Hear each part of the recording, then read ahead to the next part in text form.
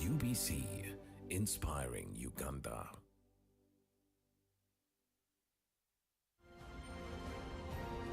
Live from UBC Studios in Kampala, this is Good Morning Uganda.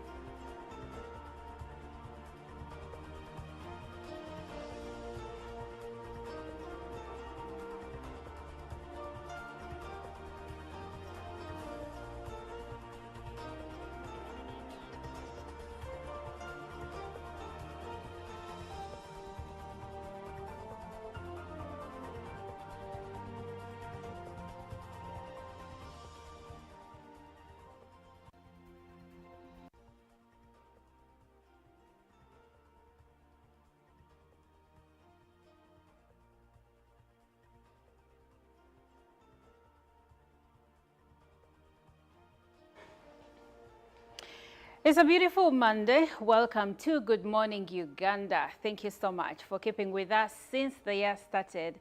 And here we are in a new month in March 2024, where many things are supposed to happen.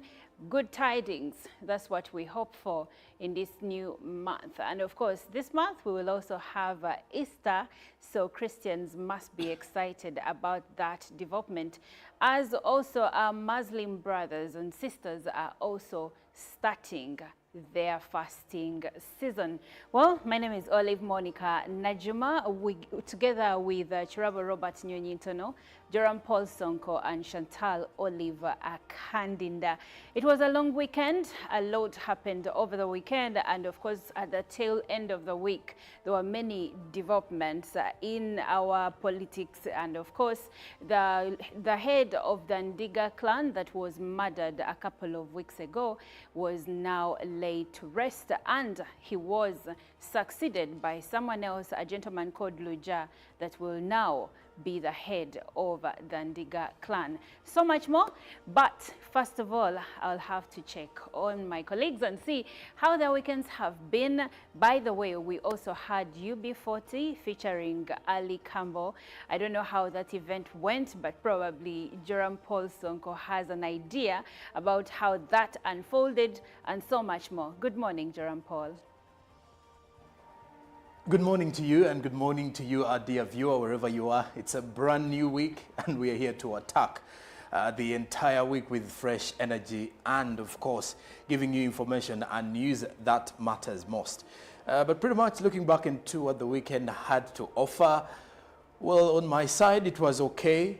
Saturday, Sunday, what really made my week, though, on the other side was the interaction that was online in regards to the Parliament exhibition, Members of Parliament exhibition that is still ongoing, more so on the X app. And then on the other social media platforms, so to speak, TikTok, X, you do realize many are still giving their opinions on the matters arising from the leading opposition party in the country. Many questions are still, being debated about whether the head or the chairman of the party, plus the former leader of opposition, who is currently commissioner in Parliament, who of the two is in wrong in regards to the attacks that they have. On Saturday, one appeared on a local radio station, and then, of course, he was airing out his own views.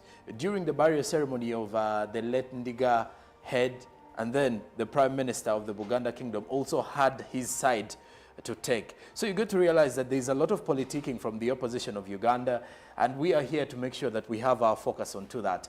But nonetheless, it's a brand new week, and we are here to inspire Uganda. Yes, we are here to inspire Ugandans like Joram Paul Sonko. And of course, that's when I go to the old man of the clan, at least here at Good Morning Uganda, Robert. Good morning. Well, it's a morning, I must say, and of course, good morning to you, the entire team, and our viewers. But my weekend wasn't that very fine. I was looking at the political terrain of this country. We had last month the formation of the Holy Alliance, if you remember. We have still members in the opposition saying that would be a very good vehicle for them come 2026. We have two factions of once the leading opposition party, that was the FDC. Now, when you look at the National Unity Platform, it is also going through a very, very difficult time, because when you look at what many members of Parliament, including members within that very particular party, are saying following the alleged abuse and corruption regarding a former leader of the opposition, I think this is also another trying moment for them.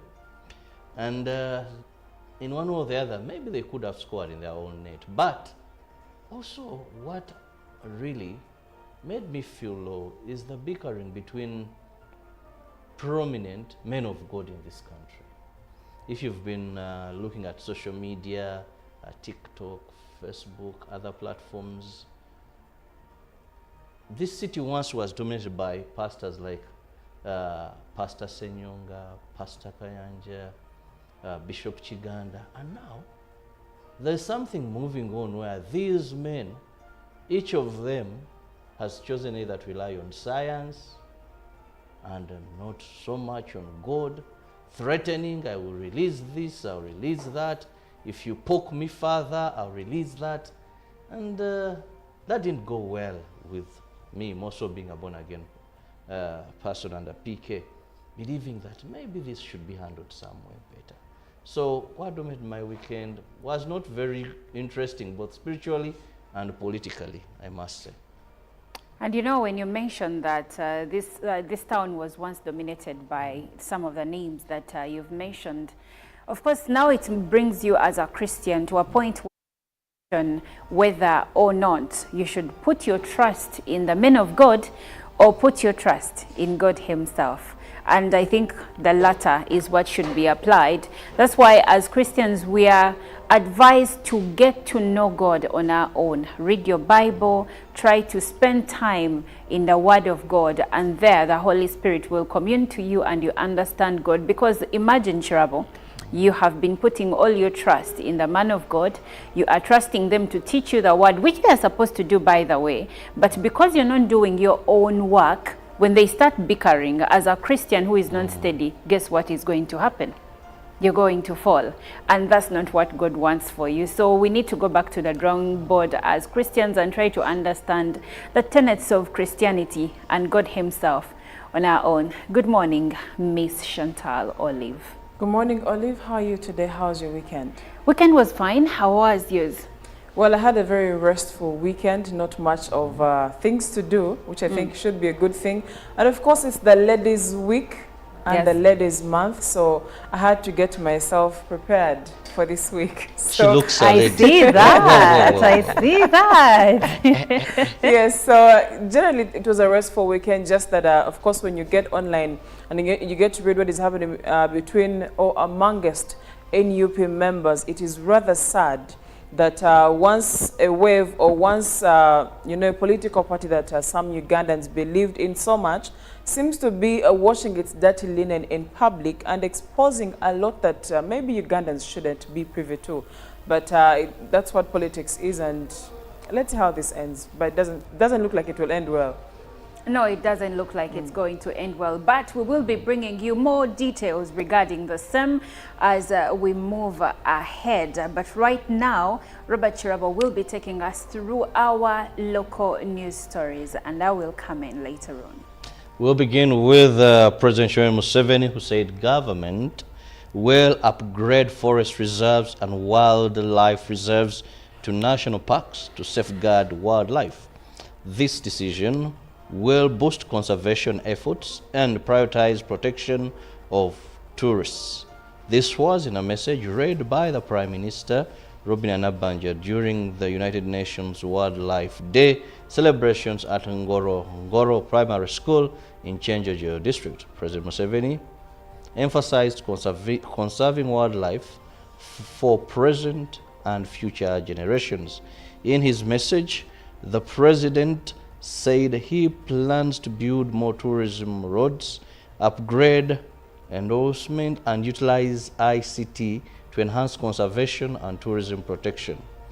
Government aims to combat wildlife crimes and eliminate human-induced threats such as poaching and encroachment on conserved areas. President Museveni stressed the significance of biodiversity of human survival, noting Uganda's rich natural diversity. He reaffirmed government's commitment to invest in tourism, a major contributor to the country's foreign exchange, and the minister, Matia Kasaija, urged Ugandans to protect wetlands and other natural habitats to mitigate human-wildlife conflict. Tourism Minister Colonel Tom Bitime assured continued dedication service to the country. The theme of this year's Wildlife Day was connecting people and the planet, exploring digital innovation in wildlife conservation. In more news, Uganda ranks among countries on the African continent with the increasing number of unemployment among youth who seek employment away from Uganda. Unemployment among the youth can be reduced, although it needs a partnership between government and stakeholders in technical colleges to change mindsets on technical and vocational courses. State Minister for Higher Education, Dr. John Chrysostom Muyingo, has urged stakeholders in technical colleges to begin programs involving the elderly who can be trained in technical colleges. He was commissioning a 31 billion shilling teaching facility of plumbing, carpentry and electrical workshops at Uganda Technical College Chichwamba in Kabarore District. The function coincided with the 14th graduation ceremony for over 850 graduates. Minister Muyingo encouraged Ugandans to embrace the modernized technical colleges as centers of excellence The State Minister for Culture, Peace Mutuzo, says changing the mindset on technical and vocational skills is vital and said despite the fact that she is a minister, she has children trained in technical colleges and encouraged others to emulate her. The chairperson of the Governing Council, Richard Rabuhinga, said the 31 billion teaching facility at the college would benefit many, although there is need for more funding to enable the college acquire facilities to accommodate the girl child. Moving on, Minister for Kampala, Hajat Miss Kabanda, has urged Muslim women to take up government development programs to develop themselves. She was launching the Quran distribution campaign in Kampala. Voice of Africa, through its followers, joined Team Manu, which donated 15,000 Qurans in Luganda and English to Muslims. This is done to enable Muslims to spread Islam through studies and to encourage on native languages. Kampala Minister Misa Kabanda urged Muslim women to take advantage of government programs. She further urged them to educate and teach their children religion, for the future is bright. The presidential spokesperson for Mukono district, Hajat Fatuma Ndisabu, urged people to adopt the Quran to expand their knowledge.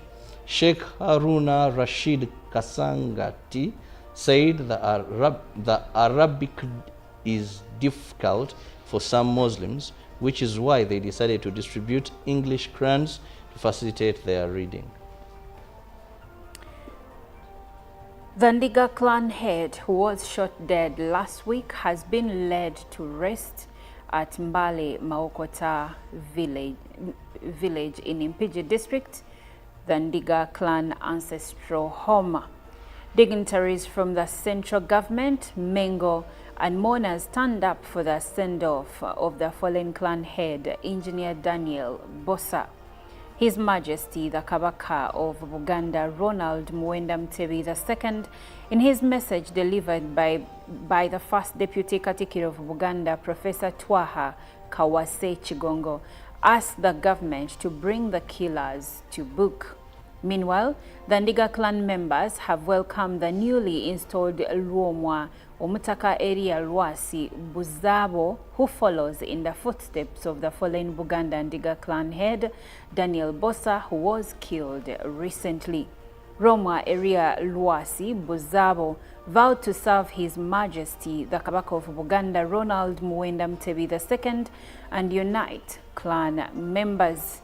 The confirmation and installation of Omutaka Luomwa area Lwasi Buzabo took place at Mbale, the headquarters of Ndiga clan, Maokota County in Mpigi district. And with that, we now cross over to the international news with Chantal Olive. Internationally, the U.S. Vice President, that is Kamala Harris, says people in Gaza are starving and has urged Israel to significantly increase the flow of aid there.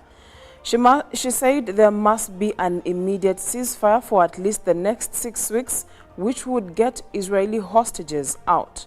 Earlier, Israel did not attend truce talks in Egypt, saying Hamas was not giving a list of hostages still alive. Hamas told the BBC it was unable to do so because of the Israeli bombing. Practically, it is impossible to know who is still alive, Dr. Bassem Naim, a senior Hamas official, said. Hamas's team and mediators from the U.S. and Qatar are understood to be in Egypt's capital, Cairo, for the planned negotiations. Pressure for a ceasefire deal intensified after Thursday's incident outside Gaza City in the north of Palestinian enclave, where at least 112 people were killed when crowds rushed an aid convoy and Israeli troops opened fire. Away from that, armed gangs have stormed the main prison in Haiti's capital, Port-au-Prince, releasing many inmates. The vast majority of about 4,000 men held there have now escaped, a local journalist told news agencies. Among those detained were gang members charged in connection with the 2021 killing of President Jovenel Moise.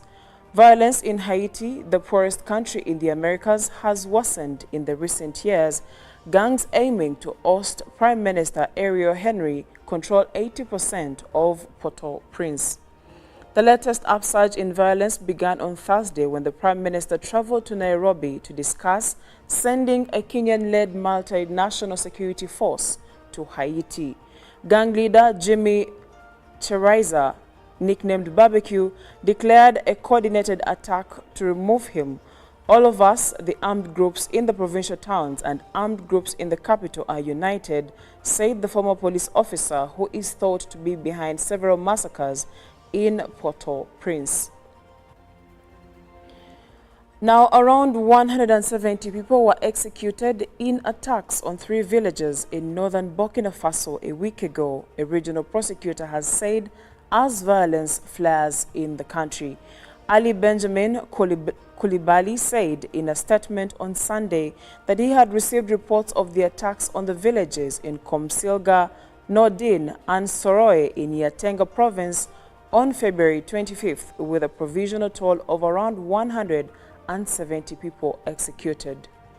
The attacks left others wounded and caused material damage, the prosecutor for the northern town of Oihagoya said, without apportioning blame to any group. He said his office ordered an investigation and appealed to the public for information. Survivors of the attacks told news agencies that dozens of women and children were among the victims. Local security sources cited by other news agencies said the attacks were separated from deadly incidents that happened on the same day at a mosque in the rural community of Natiabwani in eastern Burkina Faso and a church in the northern village of Esakane. And lastly, Mr. Guterres visited a project that is helping the Caribbean nation to combat the effects of coastal erosion and rising seas among the impacts of global warming. While commending the initiative known as the Georgetown Sea Defense, he underlined the need for greater solidarity and financial support.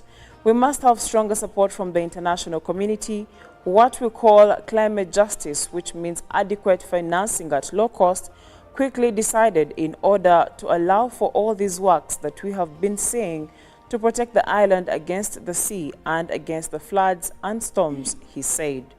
Responding to a journalist's question, Mr. Guterres said the SIDS must have quick and easy access to climate finance through the Loss and Damage Fund, the longer-awaited mechanism to help vulnerable countries offset the damage from droughts, floods, and other extreme weather caused by climate change finally became operational at the UN COP28 climate conference in Dubai last year. And that marks the end of our climate news and what is happening across different parts of the world.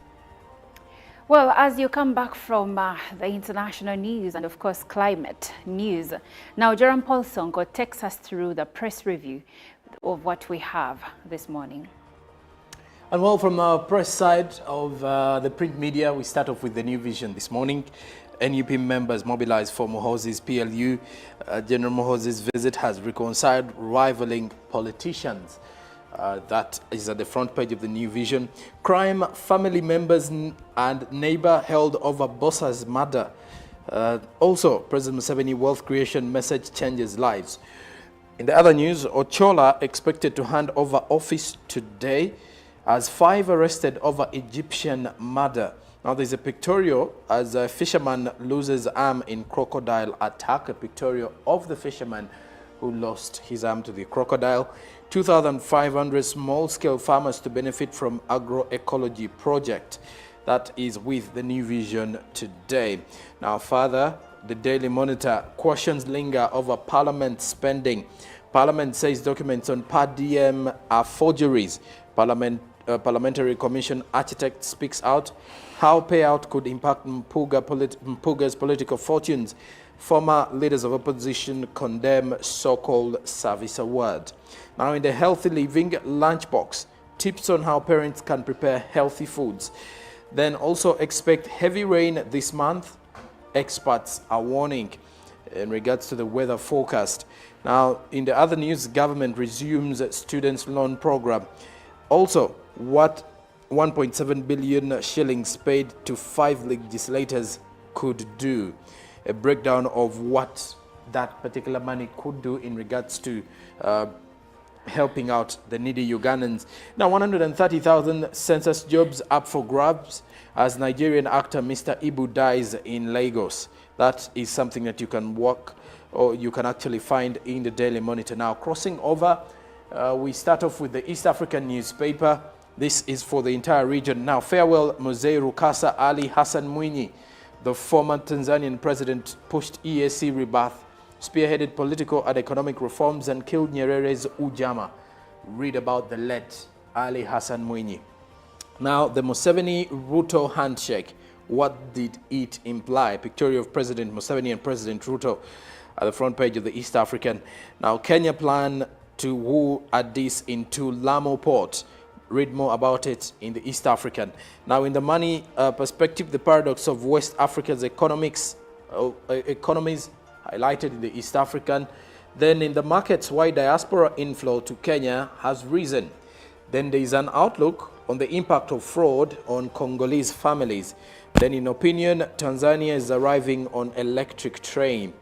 Then in the magazine, editors gave artificial intelligence their job and it ruined their script.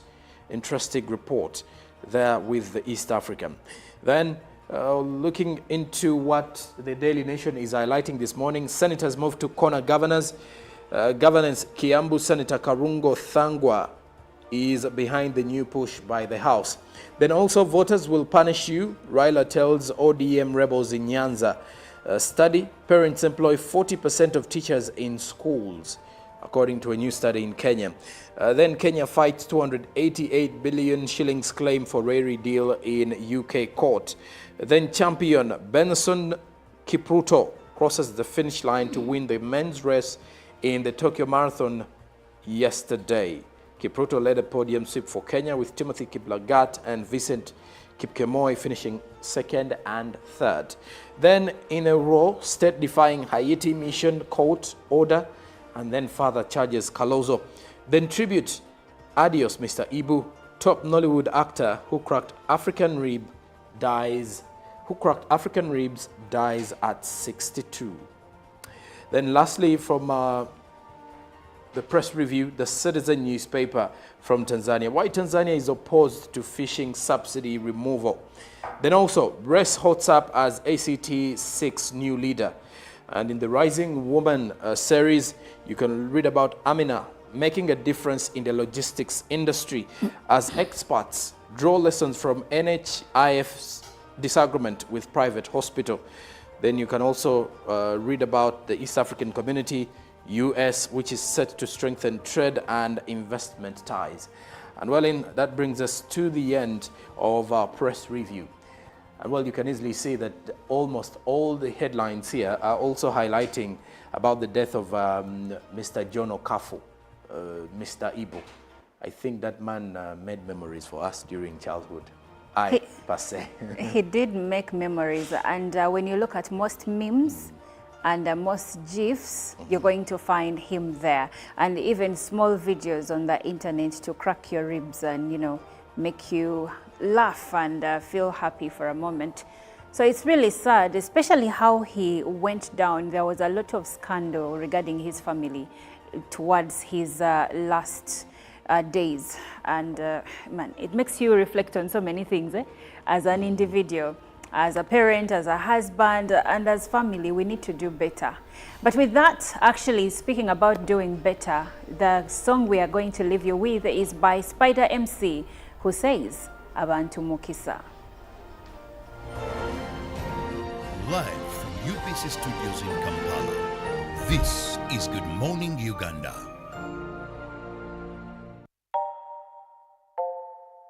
Blessings are where people be. That's why I met my brother Simon. Follow your blessing. Uganda, Sweden connect. Simon say, hey, na na na. On the beat stand up. Ida, oh na na na. Tali kurundante.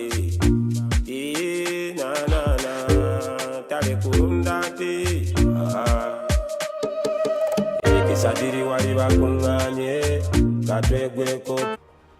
And well, from our press side of the print media, we start off with the New Vision this morning. NUP members mobilized for Mohozi's PLU.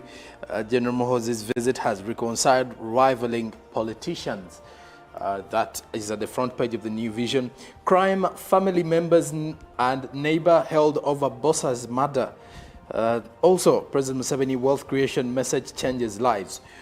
In the other news, Ochola expected to hand over office today as 5 arrested over Egyptian murder. Now there's a pictorial as a fisherman loses arm in crocodile attack, a pictorial of the fisherman who lost his arm to the crocodile. 2,500 small-scale farmers to benefit from agroecology project. That is with the New Vision today.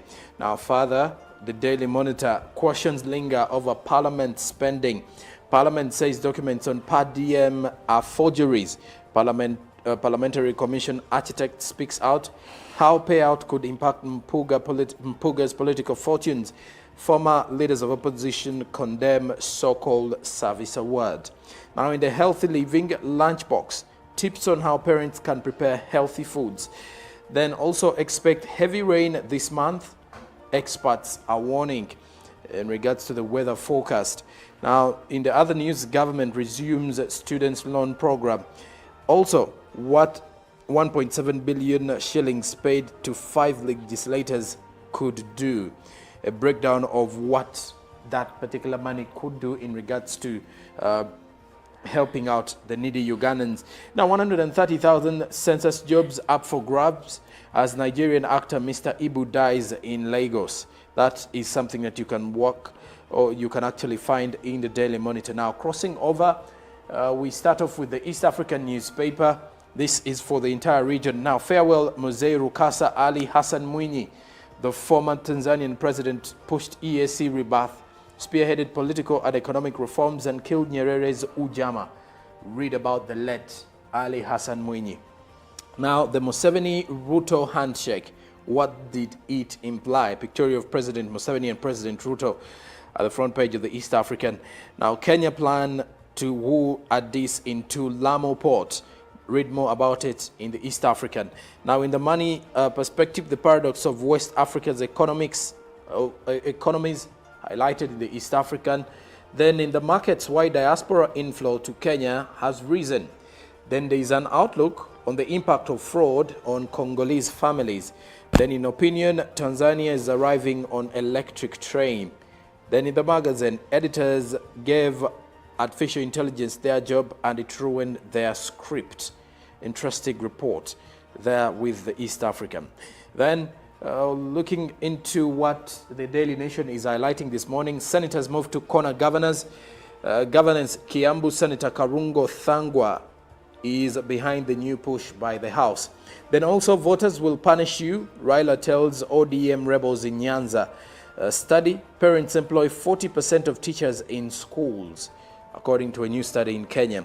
Then Kenya fights 288 billion shillings claim for Rary deal in UK court. Then champion Benson Kipruto crosses the finish line to win the men's race in the Tokyo Marathon yesterday. Kipruto led a podium sweep for Kenya with Timothy Kiplagat and Vincent Kipkemoi finishing second and third. Then in a row, state-defying Haiti mission court order, and then further charges Kalozo. Then tribute, adios Mr. Ibu, top Nollywood actor who cracked up. For the better. PDM, my parish, my development, my life.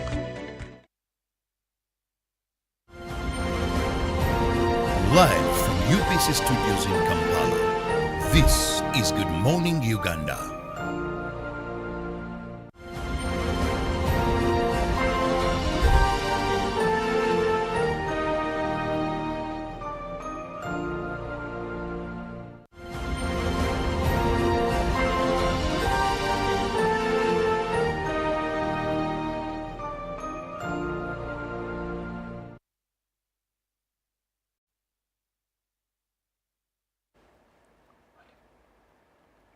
Well, thank you so much for keeping with us. This is Good Morning Uganda. I'm Olive Monica Najuma, and I am with the fantastic two, that is Jerome Paul Sonko and Chantal Olive Akandinda.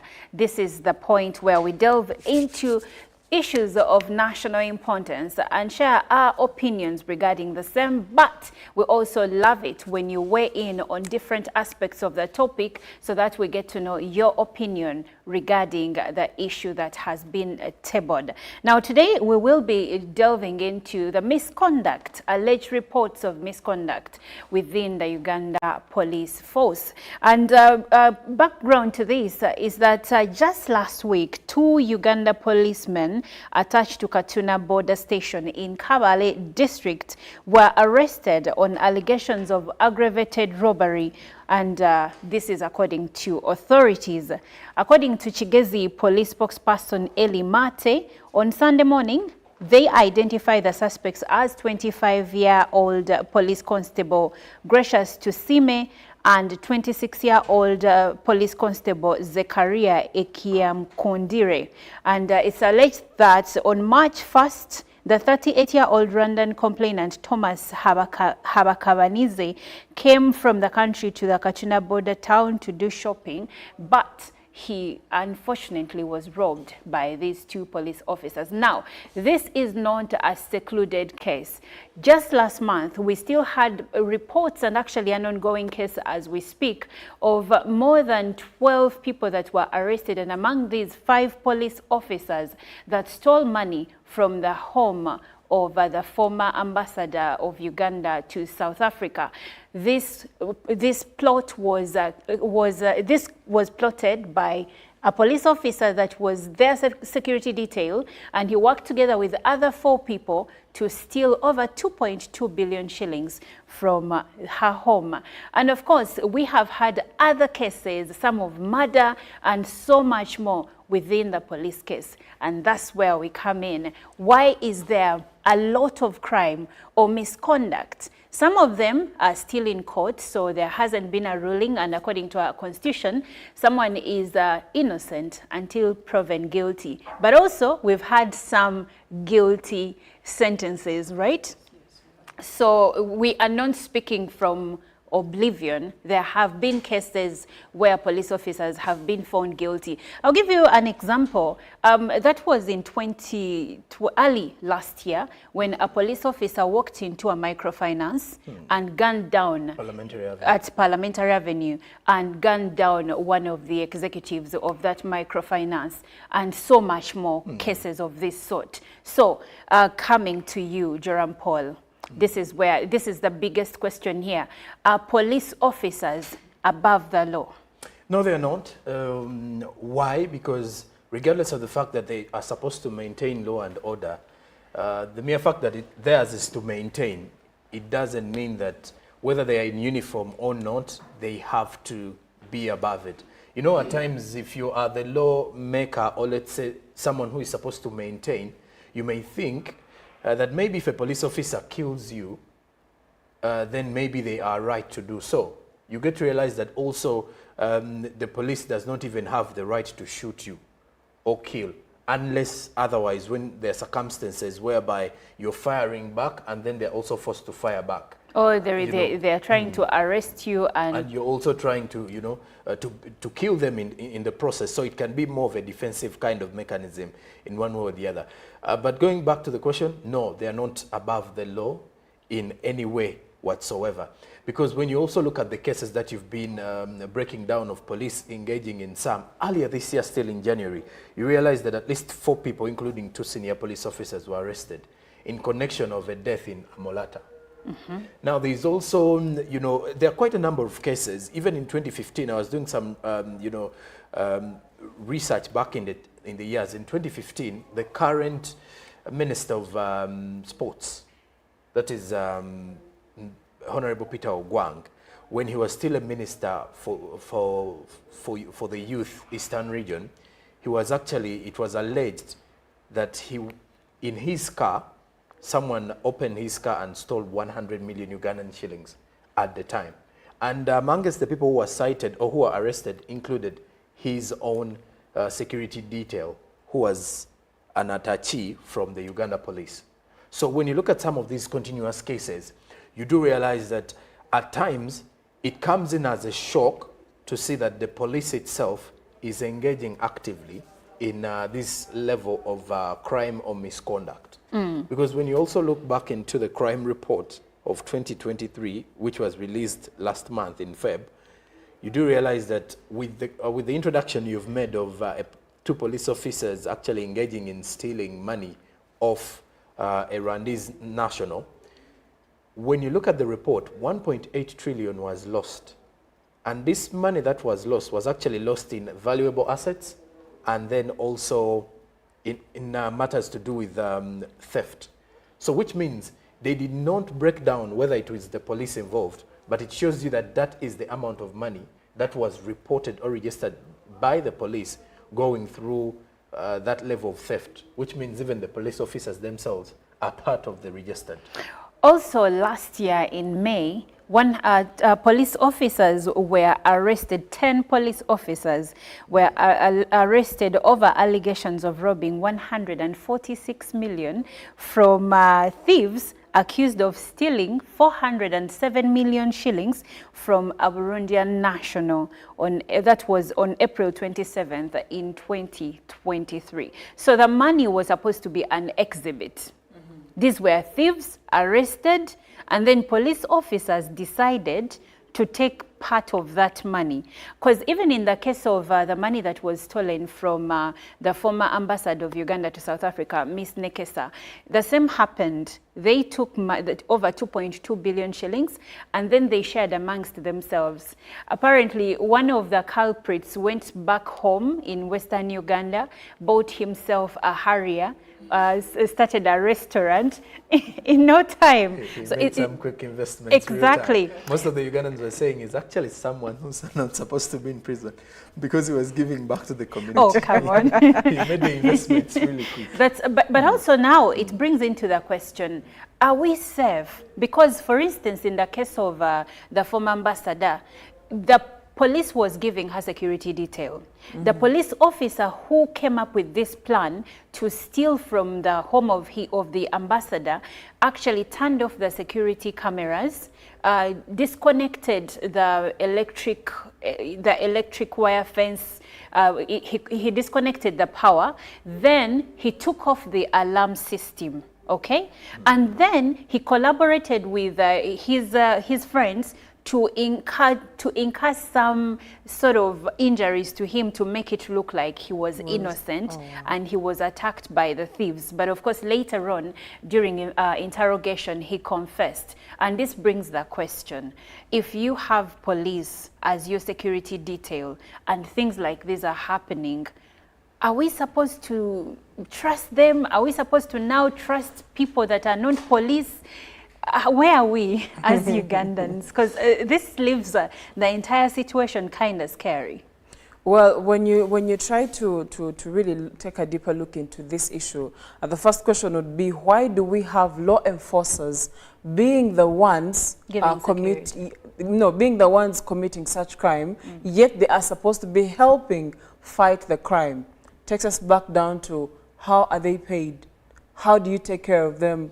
How are their lives? But also, what kind of principles have been instilled in these people, and what kind of values do they go by? Also, it brings a question of integrity, and now that goes to every individual. And much as we may have a very trained police force or very trained security force, the truth is, even in church, there are people who are evil. There are people who are demon possessed. There are people who are bad character. So some goes to now our police. But then the question is, what has been done? Because in some cases, they will tell you they've been apprehended. Are we seeing that happening? Thank you for mentioning that, because I like that Jerome Paul in the beginning mentioned the annual police crime report. And the big question here is, Yes, all these crimes were highlighted. Last week there was footage of police officers in a certain mall sharing money, and it was alleged that that is money they had taken from traders and they were sharing it amongst themselves. Now, one of the police personnel came out and said, no, that was their allowance, that they were sharing, lunch allowance. I don't know how this works, but let's say that's right. But when we talk about the annual crime report released by Uganda Police, do we know for sure if some of the crimes that are being highlighted are those that the police committed? And if yes, they were, like you said, we've had reports of them being apprehended, some of them, but how far did these cases go? Well, I mentioned something when this annual police report came out, and I said, this is how you give me a statistic of 1.5 crime has gone down by this particular percentage. You're giving me the positive of it and not giving me the negative of it. So the police report, in my own opinion, was political. In my own opinion. Interesting. Was political. How political was it? Not political as in affiliated to a political party, but political. You know, politics will give you an answer that will seem like an answer but will be a bit abstract, or will not give you something in depth. And it did not break down. Of these crimes, these were committed by civilians, these were committed by an age bracket between this to this, these were committed by security officers. No, it just gave you the annual crime report. Crime has gone down by 1.5%, and these are the top crimes that we have.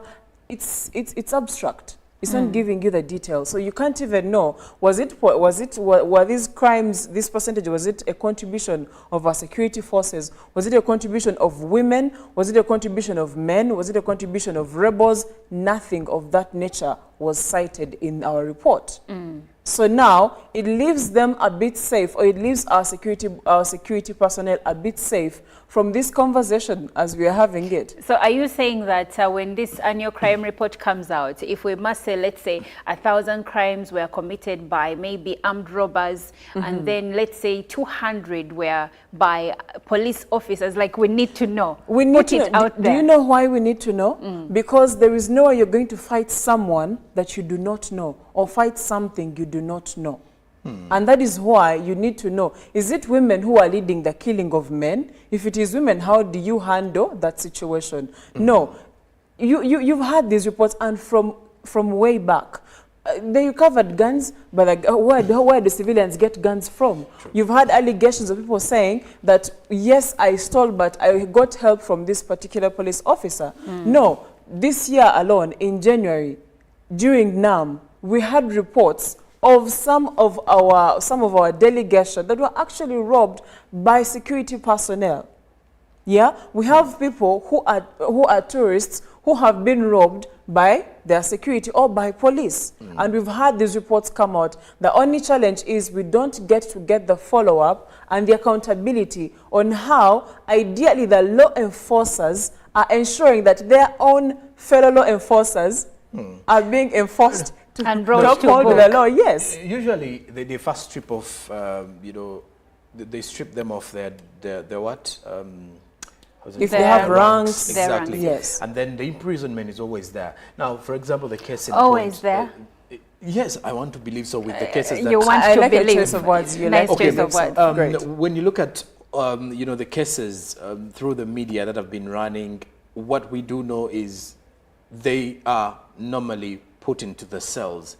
The follow-up is what Chantal is actually putting out there. But again, my concern here is, if you're to look at the situation, however much we are, we talk about the welfare and the conditions under which they operate, which, by the way, are not that appealing. They're not conducive. And they're a contributing factor. So they are a contributing factor to where we are at this level. You look at the traffic, police officers, what pushes them at times to actually, get ask the bribes, money yes, from many of the road users, even when someone is actually not in wrong. You do realize at times it matters to do with the monetary terms. But again, the question goes back to what do they consider giving someone the chance to be a police officer? Are we only looking at it as a job opportunity for the many? Because once people are getting into, the force, you do realize that as much as we look at the UPDF, for example, theirs is to protect, you know, especially the borderlines. The borderlines or protect the country. And because we will definitely say the men in uniform, which is completely taking all these the security organs in one basket, that when we look at them, we look at people who are entirely serving their nation before self. And in circumstances of this nature, going back to the question you asked, Monica, in regards to how safe is the public in such situations, I want to believe the public isn't safe. When you also realize, last year there was also a video that was circulating, I don't recall the district it was recorded from, where 2 armed robbers actually attacked a retailer and stole money from them, but however they were actually clad in uniform. And to add on that, still, police in Mbale City mounted a search back in 2023 where 71 million shillings was stolen from a Chinese engineer, guess what, by people that were clad in police uniforms. So you get to realize that even the respect. So even the question here is, when you say they were clad in police uniforms, first of all, you have to establish to us with conclusive evidence that these were not actual police officers. Let's say they were not police officers. How did they access and attain the uniforms and even the guns? The guns, yes. So should we say that there is laxity somewhere? Yes, there is. It goes without saying. Yes, there is laxity. And the laxity here is on who follows up on, first of all, these thieves. Because the more we have people accessing these uniforms, the first question or concern will be, remember, most of the Ugandans cannot, you will not come out and say, well, I was robbed by someone who was clad in a police uniform. My first, you know, sight would be a police uniform. Like they won't make it up if it didn't happen. Me, I'll just come out and say, I was robbed by a police officer. It's actually very surprising to be robbed by a police officer, because the first thought you have of a police officer is, I am safe. Yes. I am supposed to be protected. Now, if that person robs you, the first thing that comes to your mind is, wait, no, they did not. But actually they did. So it's very surprising that a police officer or a man in uniform robs you, and some are even robbed in broad daylight. So it goes back down to the reason as to why we are seeing some of these individuals commit such crime. Now, the other thing that interests me is that, okay, aside from the fact that their welfare is not okay and they're looking to make their lives better, also, have we looked at the temptation that they face?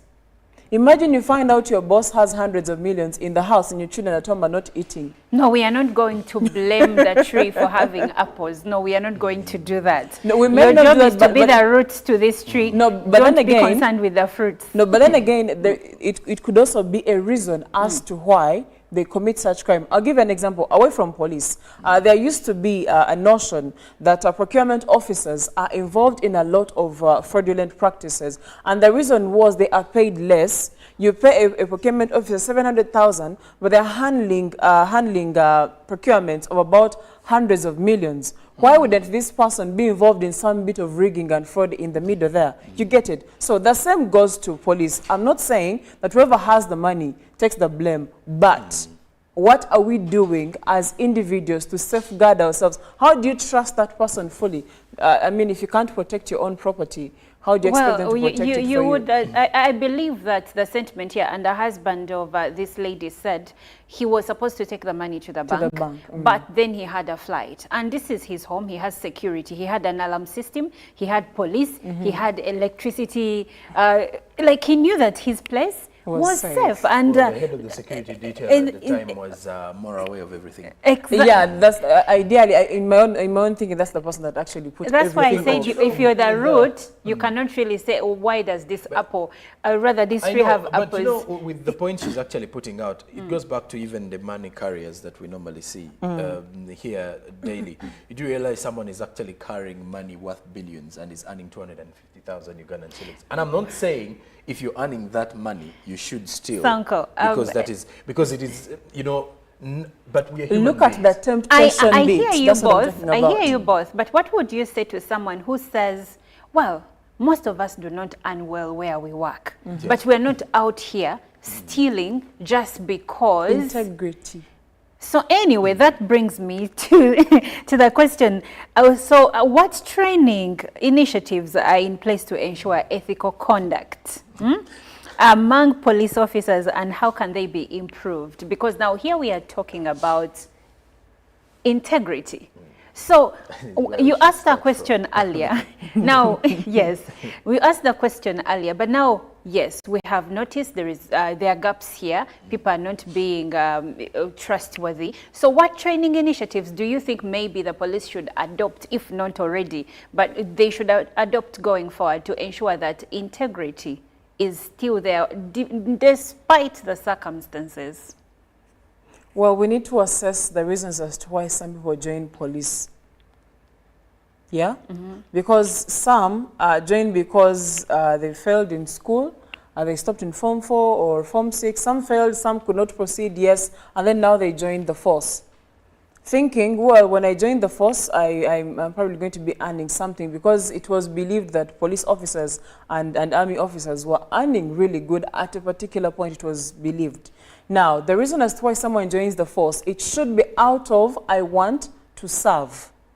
In my own opinion, or ideally how it should be, if you're joining the force, because you're putting your life on the line, it should be you are going in there to serve. Now, when we assess why these people join the police force, then there has to be, because these people are human, there has to be regular supervision and regular checks on these officers.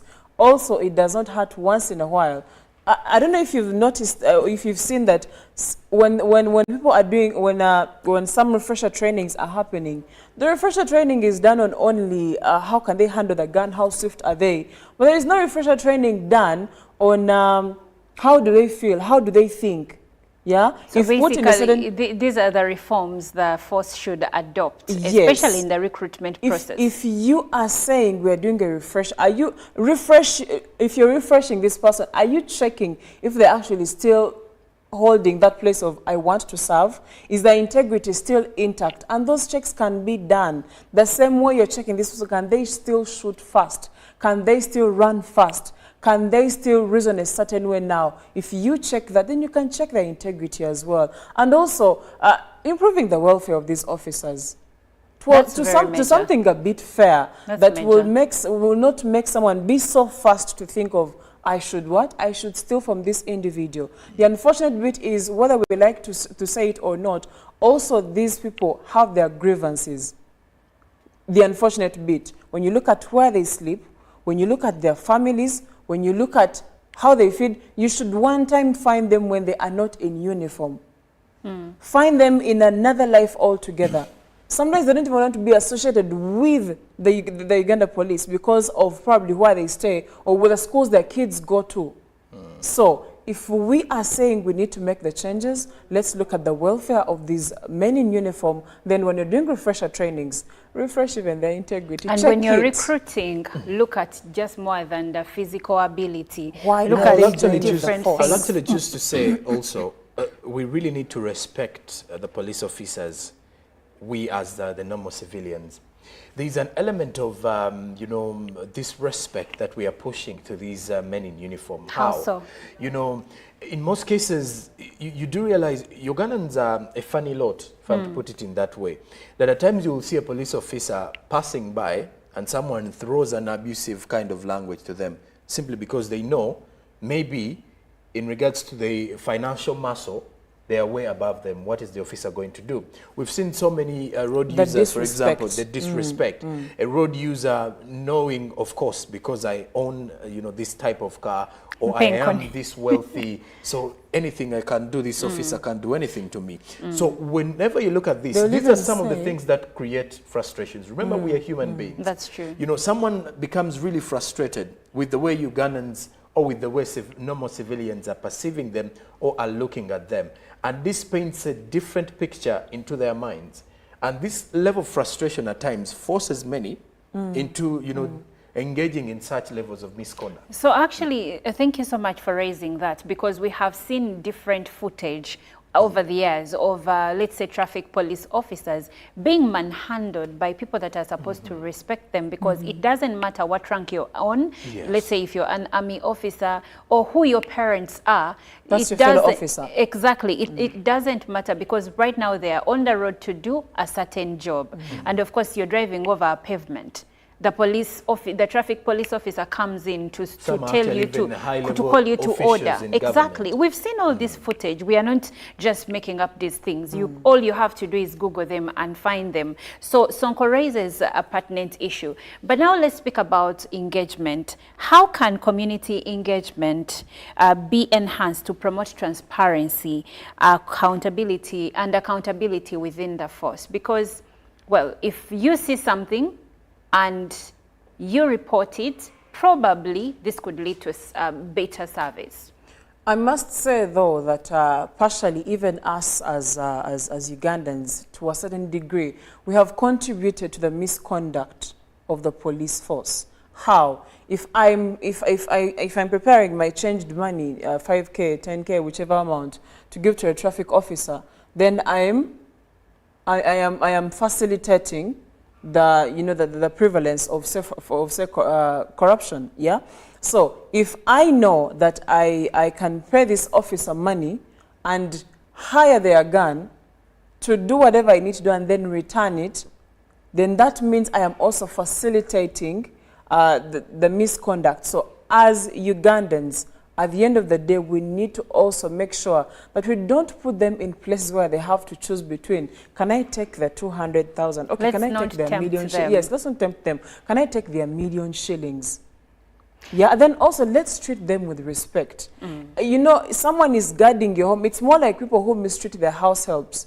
The person who cooks for you, cleans for you, and runs your house, you mistreat them. Do you know you can wake up in the morning and all your kids are dead, for example? Because of mistreating that person. So, we have seen this, and we've seen angry bodyguards, for example, or angry security personnel killing their bosses. Do you know why? Sometimes, yes, there could be anger issues and all that, but it stems from how do you treat these people? They are human. Respect them. Well, we need to respect our men in uniform, but also they need to do what they're supposed to do, and that is maintain law and order. If the rot is from the head, if the person that is supposed to maintain law and order is the one that is breaking the laws, then it's going to be very hard for the citizens or the populace to actually hold the law. So we all need to go back and reflect, but also government now needs to put in place mechanisms to call police to order. It is really embarrassing to see reports where police officers are involved in murder, in theft, in many other crimes. This is not supposed to be happening. So government also needs to do its part in this. Well, my name is Olive, and we can't go any further than this, but Good Morning Uganda continues.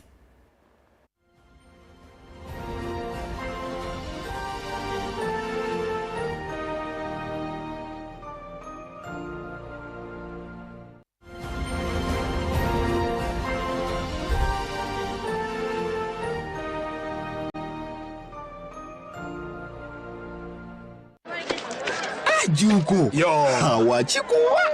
Check the shopping, man. What's your secret? Haven't you heard of the parish development model PDM? Yes, I did, but I thought it was just a talk. No, Sebatia. It is real. I and a few friends together formed a circle, accessed money from the PDM, invested in a portrait project, and now things are moving. Juko. I thought I was one of your friends. You are. But you left me behind. I didn't leave you in poverty. What you do, just visit your LC2 chairperson and your parish chief and start the process of economic transformation. Just like that. The parish development model is an initiative from the government of Uganda through the Ministry of Local Government designed to transform all lives of Ugandans for the better.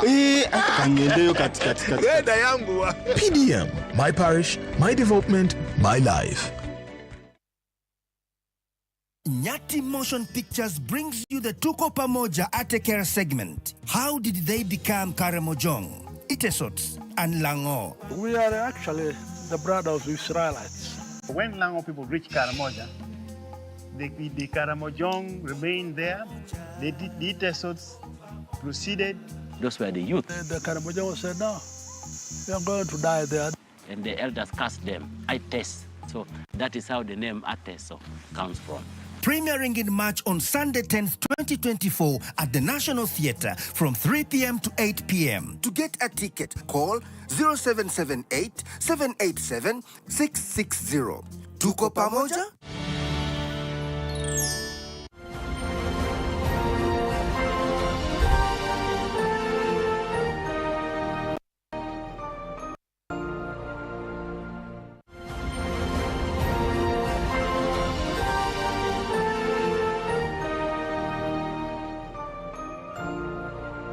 Welcome to the JMU Tourism Express. I am Irene Alena Misango, and we are right in Chenjojo district. Today we are diving into what happened at the World Wildlife Day celebrations that were held in Chenjojo. And the Prime Minister honored the event. He came in the presence or to stand in for His Excellency President Museveni, who was supposed to be the guest of speaker. However, the Honorable Minister really did us good when she read the speech that was from the president, and so many interventions have been going on, and this is the right time for the theme that we had for the Wildlife Day celebrations.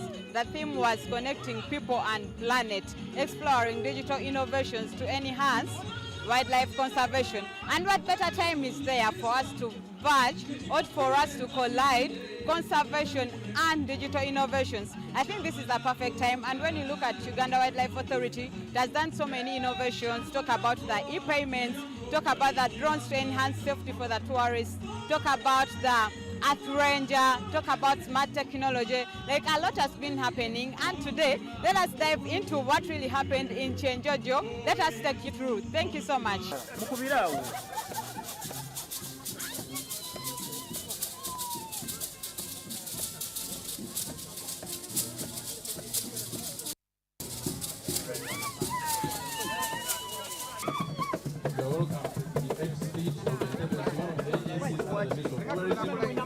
Being Wildlife Day, we came up with some wildlife species. Please, Otiti, take over. Thank you. We have some of the animals survive in the slums, the African ostrich, and this species has been brought specifically to create a discussion about climate change and what needs to be done for the climate to go back for us to attain the same targets. The males, we've been blessed with an egg. It is giving us an egg here. This is the egg of the African rock python, so this is a female. Life, and they tend to live longer, but well, that's just to say. But generally, that's how they live, and this exoskeleton that you see out there is what protects it from any predator. Be able to show the habitat losses, benefits that wildlife brings, the tourism promotion, and this specifically the use of the drone in various aspects of wildlife conservation, especially in the field, inside our protected areas. Thank you so much.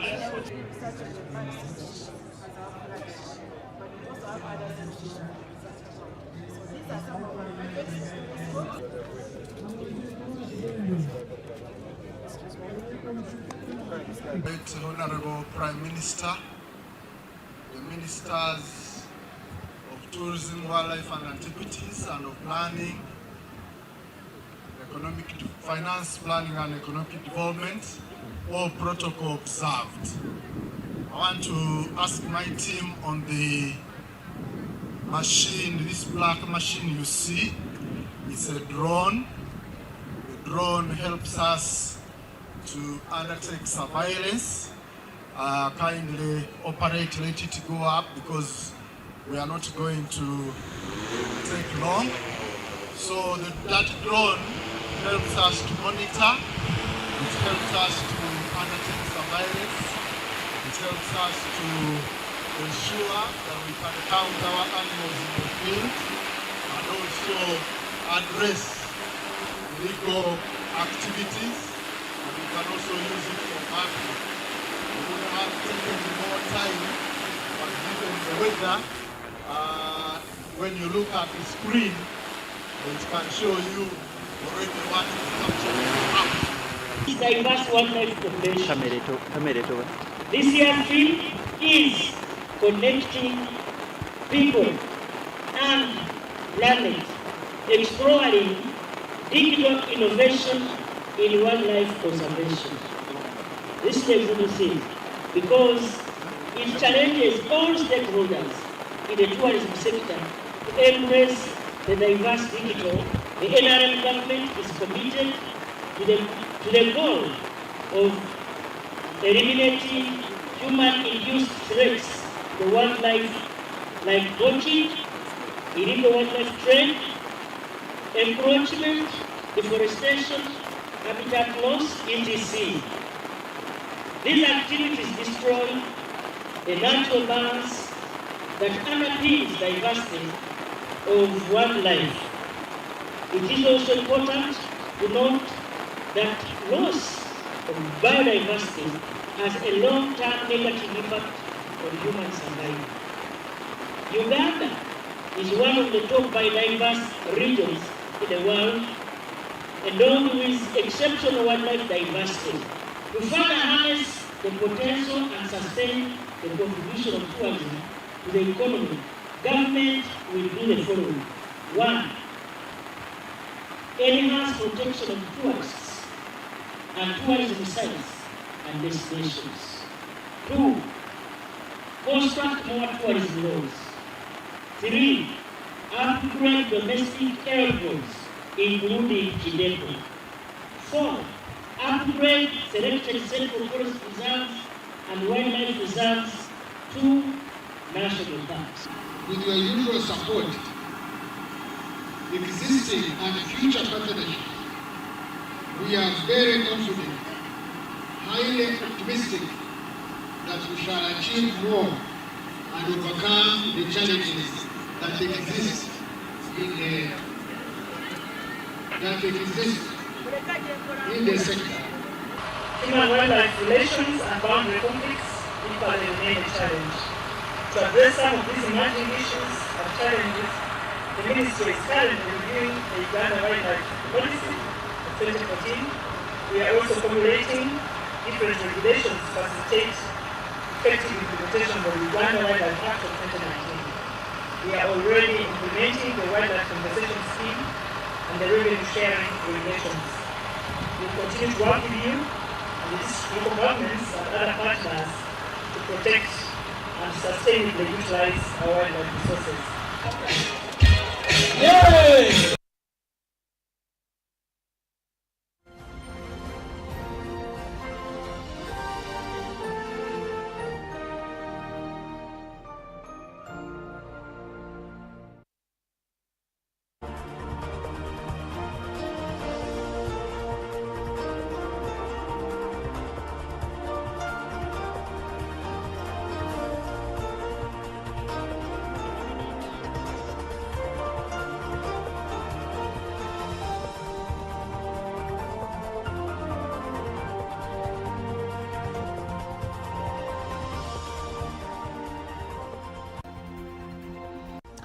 Well, and how are you doing today? Good morning once again. It's time for us to check in from the world of business to see what is happening from the economies of scale. I am Jerome Paul Sonko and welcome on board. Kicking it off with our very first report coming in from the Presidential Chief Executive Officers Forum, which has been engaging with farmers and various stakeholders in the agricultural sector. This particular one was to benchmark best practices in agro-processing. One of the key pillars in Uganda's journey to agriculture growth, and also looking into matters that would see us earn so much from agro processing. One of those is setting us into commercial agriculture. When you look at what is coming in from the northern region of Uganda, there was a 4-day tour in Nebi, Yumbe, Gulu, Lira and Agago districts. Northern Uganda has over half of Uganda's arable land and receives abundant rainfall, and it does present a potential for agriculture.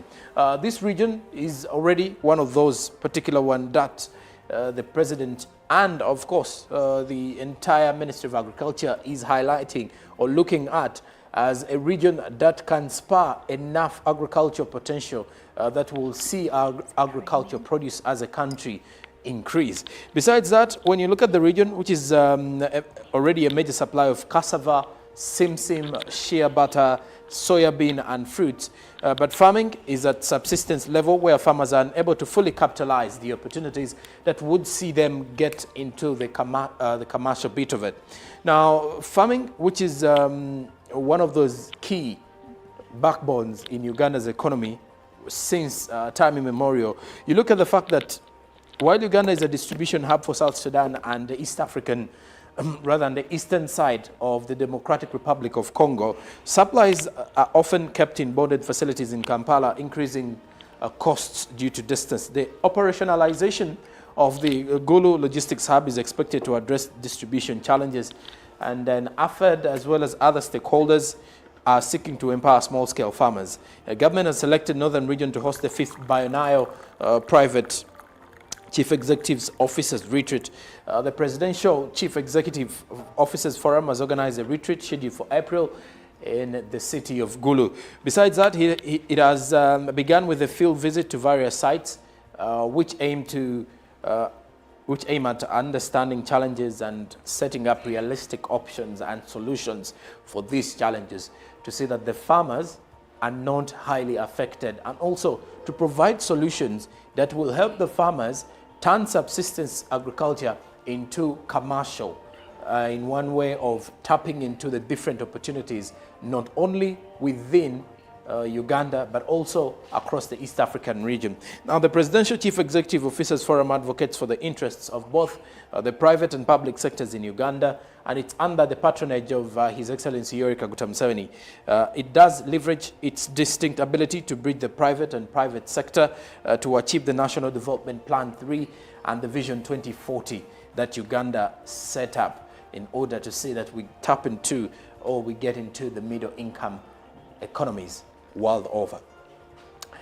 Well, now, away from that, matters agriculture, we now talk matters polyculture, still in the agricultural sector as a lot. Banana farmers in Isinjiro district are yet to benefit from a 4-year project dubbed Diversity for Resilient Agroforestry, banana plantations in East Africa. Now, this aim is to transform food systems to improve the lives of the farmers in the face of climate change through promotion of polyculture. Bananas are grown extensively in Western Uganda and are a major source of livelihood and food across the Western region and the Central region. However, farmers have for a long time practiced monoculture that limits the optimization of land, but also increases vulnerability to climate change. Now, Alliance of Biodiversity and the International Center for Tropical Agriculture wants to implement a 4-year project dubbed Diversity for Resilient Agroforestry banana plantations in East Africa to promote polyculture in Isinjiro districts. Farmers who have for years practiced polyculture confess that bananas can do well with indigenous trees for as long as proper agroeconomic practices are followed. Now, some of the trees that are intercropped with bananas are fruit trees that help in improving nutrition, while others provide firewood in the long run. Well, as we're summing up with our business updates this week, this entire week, our focus is also looking onto women in business. This week, Friday 8th, we'll see the international bodies, or we'll see an international recognition of Women's Day, a day that is entirely to celebrate all women. And as we're empowering women and celebrating them in everything they do, remember, it is also quite important for us to uphold and push for women in business. We do have quite many women of different upbringings that are already engaging in business activities, from retail, from markets, from wholesale, from the manufacturing sector, from banking, name it. And of course, every other day gives the opportunity for these women to stand up for their rights. Not only that, for the equality that we seek for in a world that is really challenging in one way or the other. Supporting women in business is one thing that you can choose to do in this entire month of March. How possible can that be? You can seek out for different services from a business owned by a woman. You can actually go and support a woman today, not today only, but the entire month of March. You can also choose to kickstart off your breakfast this entire month by supporting a woman who is dealing in that kind of business, or by a restaurant owned by a woman, well, support the women in business as we continue to empower them this entire month of March. But it should not be the only time you would empower them. But, well, remember that a society that is also empowering the women is a society that can ideally empower a whole generation. So we can empower these women by supporting their businesses, by supporting those in the employment sector. If you are working with women on your side, you can as well be very supportive in one way or the other. Now, we sum up business this morning by looking at the Forex market. How will you find the market this early Monday morning as you're looking out for different currencies to exchange here and there? This is courtesy of the Bank of Uganda. By close of business Friday, did see the US dollar first open at 3,923.54 for those buying, while selling was 3,933.54. By midday, the US dollar was buying at 3,909.08 while selling at 3,919.08. Closing time saw the US dollar buy at 3,909.08 while selling at 3,919.08. The Great Britain pound, though, was buying at 4,935.99 while selling at 4,948.62. Then the euro was buying at 4,226.49 while selling at 4,237.30. The Kenyan shilling was buying at 26.59 while selling at 26.66, as the Tanzanian shilling was buying at 1.53 while selling at 1.54. The South African rand was buying at 203.86 while selling at 204.39. Well, as you're moving in, we shall be giving you, as you're moving out, you'll find some few changes in the Forex markets this morning. But tomorrow I'll be giving you more from the world of business. Well, Ian, have yourselves a good day, but stick around as Good Morning Uganda does continue. Olive Monica Najuma is right here to give you more details in regards to the traffic updates, to see how you can maneuver through the traffic madness on a Monday morning in Kampala.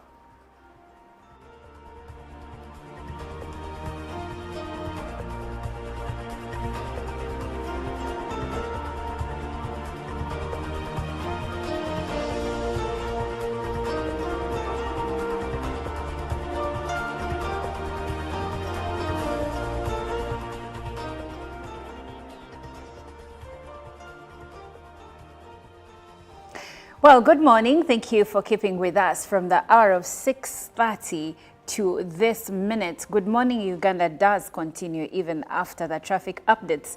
But I like that Jerome Paul brought up something that is very important. This Friday, we will be commemorating the International Women's Day.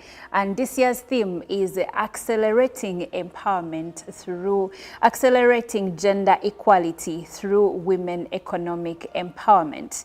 Now, this is very key. And he was talking about supporting women in business. Do you know, Jerome Paul, that when you support women or when you empower women, because someone out there may be asking, why should we empower women?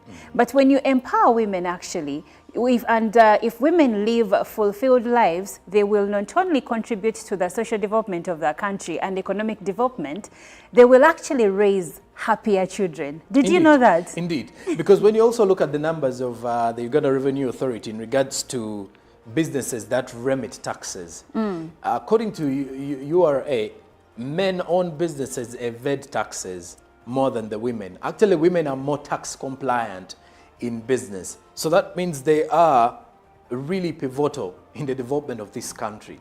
And that is why I was actually reminding every person out there, empower the women. Because when you look at, if a woman is happy with the growth of her business and profits, like you've mentioned, even the family is definitely going to prosper. Why? Because she will be bringing out, she'll be coming back home with the mood, she'll be coming up with all the happiness. And this will rub off onto everyone in the family. Exactly. Yes. It will be fully reflected on the husband, it will be fully reflected on the children and the entire family at large. So this month, And not only this month, by the way. We can should start really, here. Yes, but we can start with this month.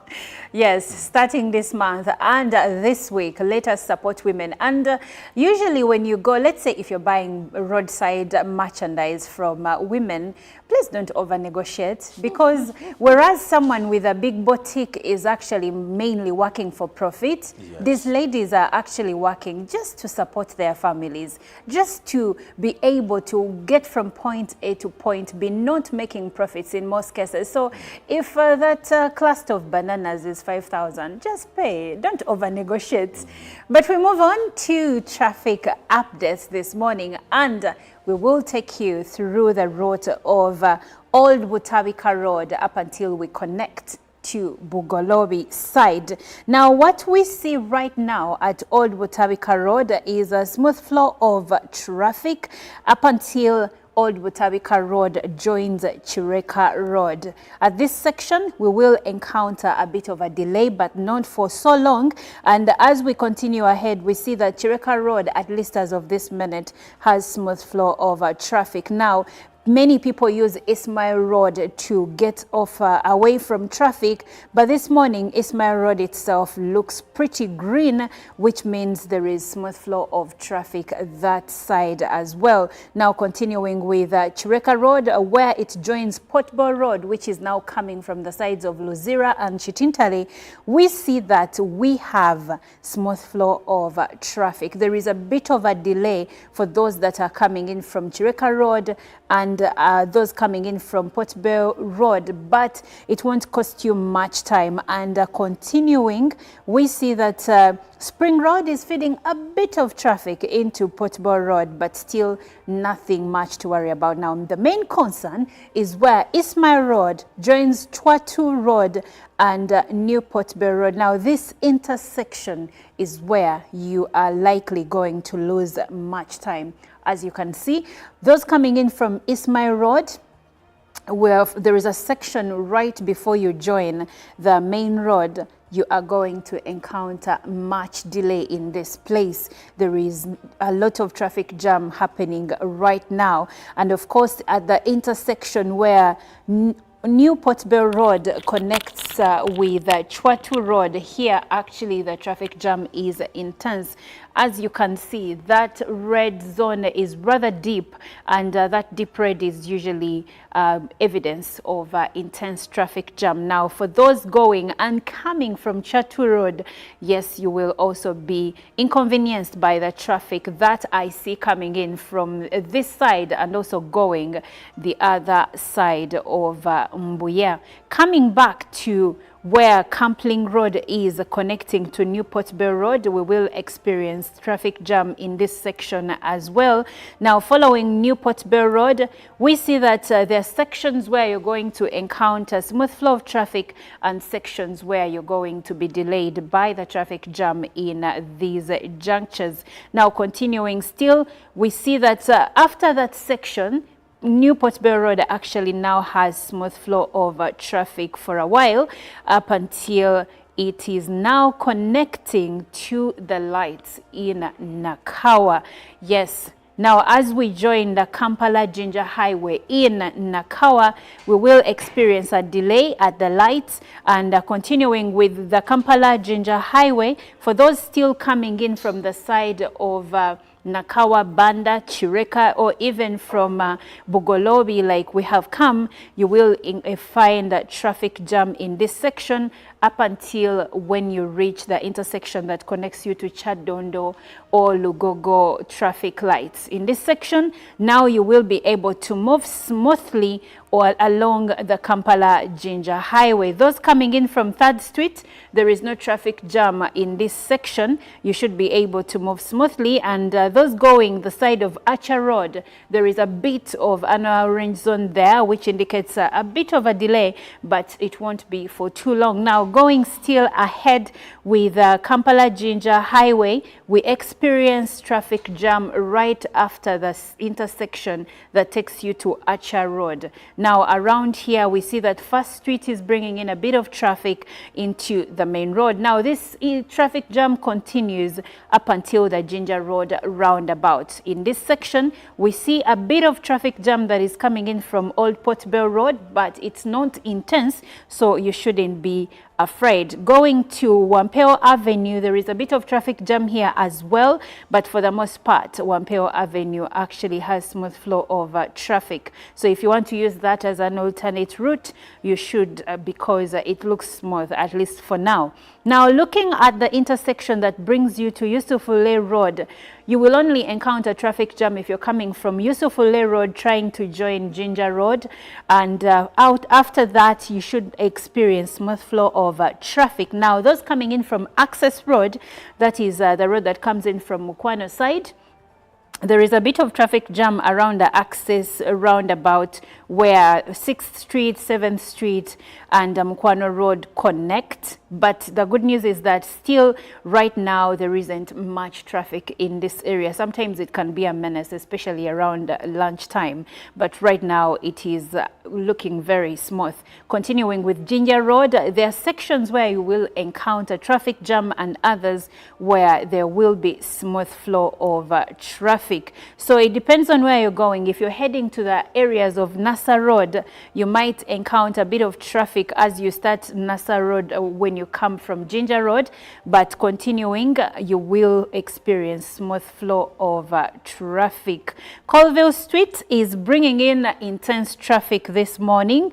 I don't know why, but up until it joins Kimathi Avenue, you will encounter traffic jam. And also that tail end of Kimathi Avenue as it connects to Parliamentary Avenue, you will encounter traffic jam over there. So depending on where you're going, this is how the traffic situation looks right now. You should be able to move smoothly because at least today it looks pretty good. But you know, with traffic, any minute you lose can make you stay longer in one place. So we should all exercise timeliness to avoid being stuck in intense traffic jam in different sections of the roads. Well, my name is Olive, and Good Morning Uganda still continues.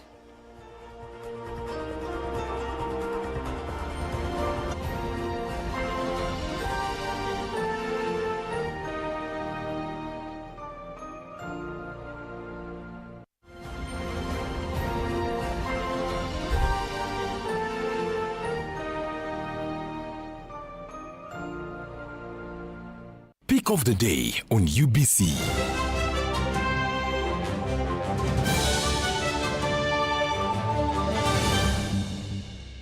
Was brought to you by MTN Momo Pay is the easy way to pay. Dial *165*3# or use the MTN Momo app. You don't need cash. MTN Momo Pay is safe and free. Nyati Motion Pictures brings you the Tuko Pamoja Atekera segment. How did they become Karamojong, Itesots, and Lango? We are actually the brothers of Israelites. When Lango people reached Karamoja, the Karamojong remained there. The Itesots proceeded. Those were the youth. The Karamojong said, no, we are going to die there.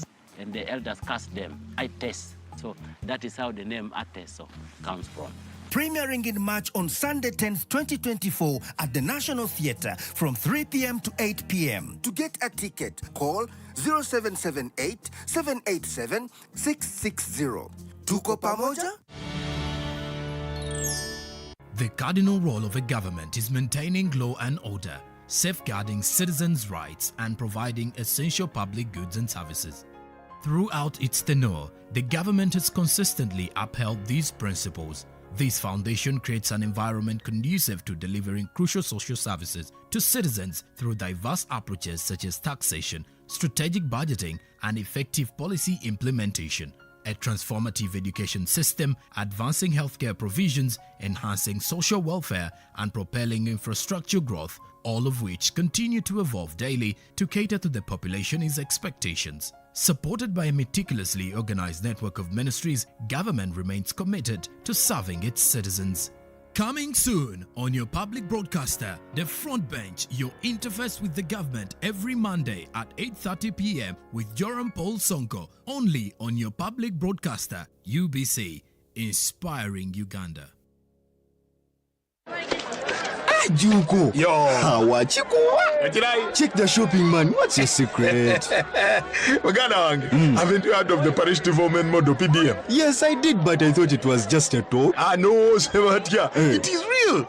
I and a few friends together formed a circle, accessed money from the PDM, invested in a portrait project, and now things are moving. Juko. I thought I was one of your friends. You are. But you left me behind. I didn't leave you in poverty. What you do, just visit your LC2 chairperson and your parish chief and start the process of economic transformation.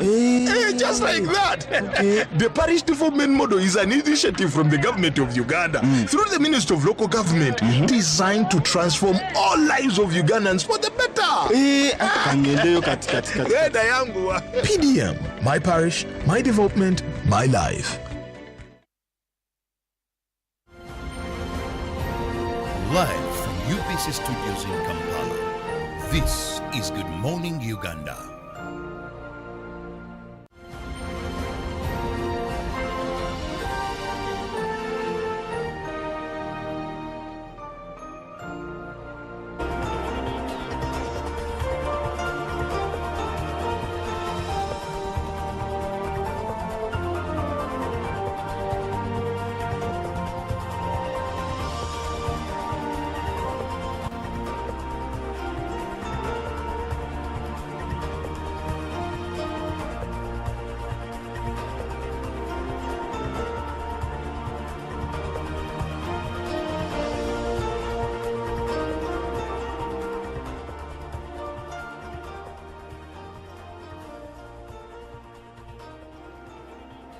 A lovely morning to you and much thanks for being with us on UBC TV.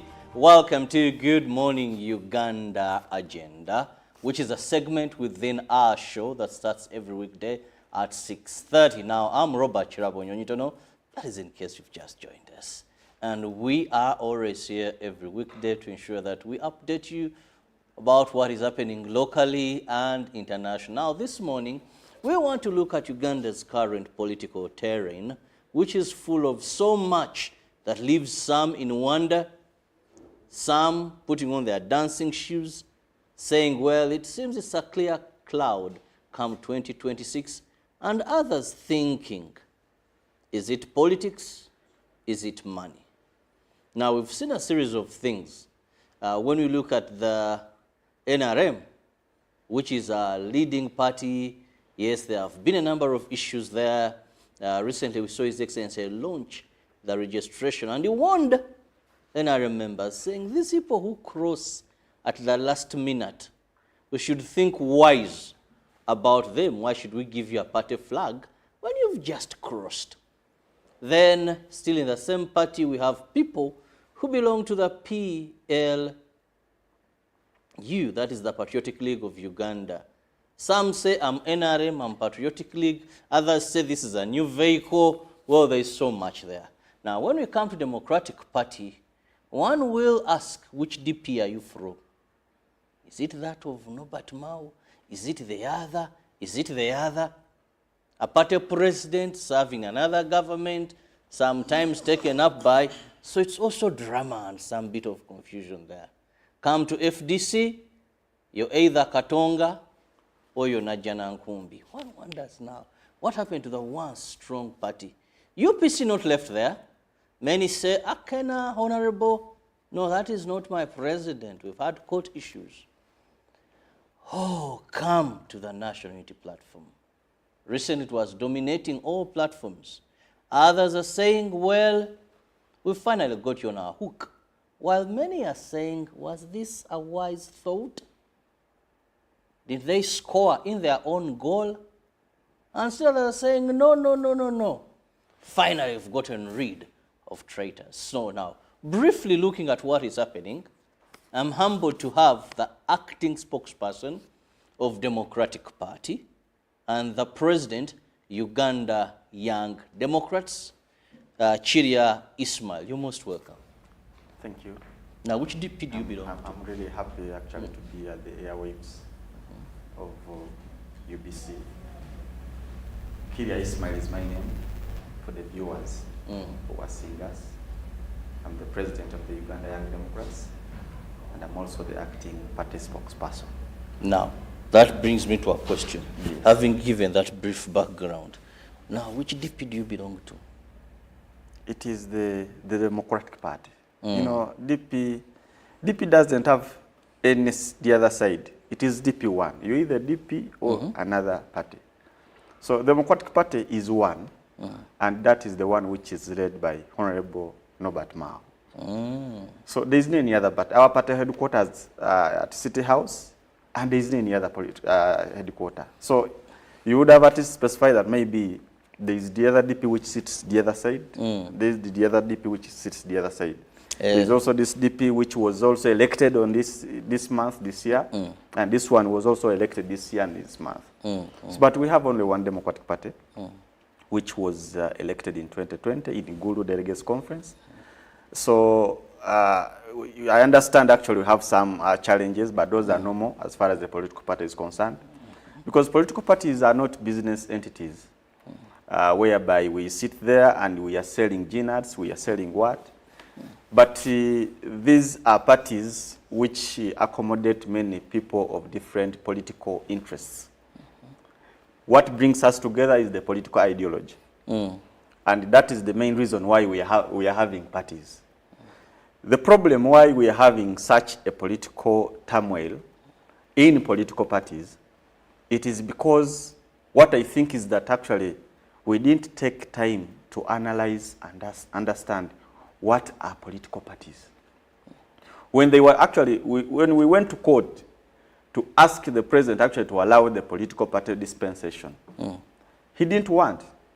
But because of the pressure which was there was court, there was what, then he just left the political party dispensation. You opened through a referendum. Which, yes, of course, he had an influence. If he didn't want political parties, yes, and you members of the opposition usually say his desires are what are reflected in elections. He didn't want them, but then we went for a referendum which said we open political space. Yes, we went for a referendum, which was actually a good move. And the referendum actually came out when actually the public is saying we need actually a political party dispensation, where we need actually multi-party system. You understand? But we needed now time to try to teach Ugandans what political parties mean in this regard. You know, political parties, they are like religions. When you look at me as Ismail, you understand actually I have to pray 5 times a day. When I look at you, I look at Paul, a Christian or a Catholic, I know what it means to him. When I look at born again, I know what it means to him. So political parties, they are like religion. I have to move my religion. I move my religion. I talk my religion. You understand? That's what entails with the political parties. But because of lacking that background knowledge, we have understood actually people are associating to political parties because of color. People are associating to political parties because of the wave which is available. People are associating to the political parties because of the political friendship they have with the leader. But that is very wrong. You need to associate to the Democratic Party because of its ideology. Because once I become a member of the Democratic Party, at whatever level, even if I'm at LC1, I'm expected to implement the party ideology there.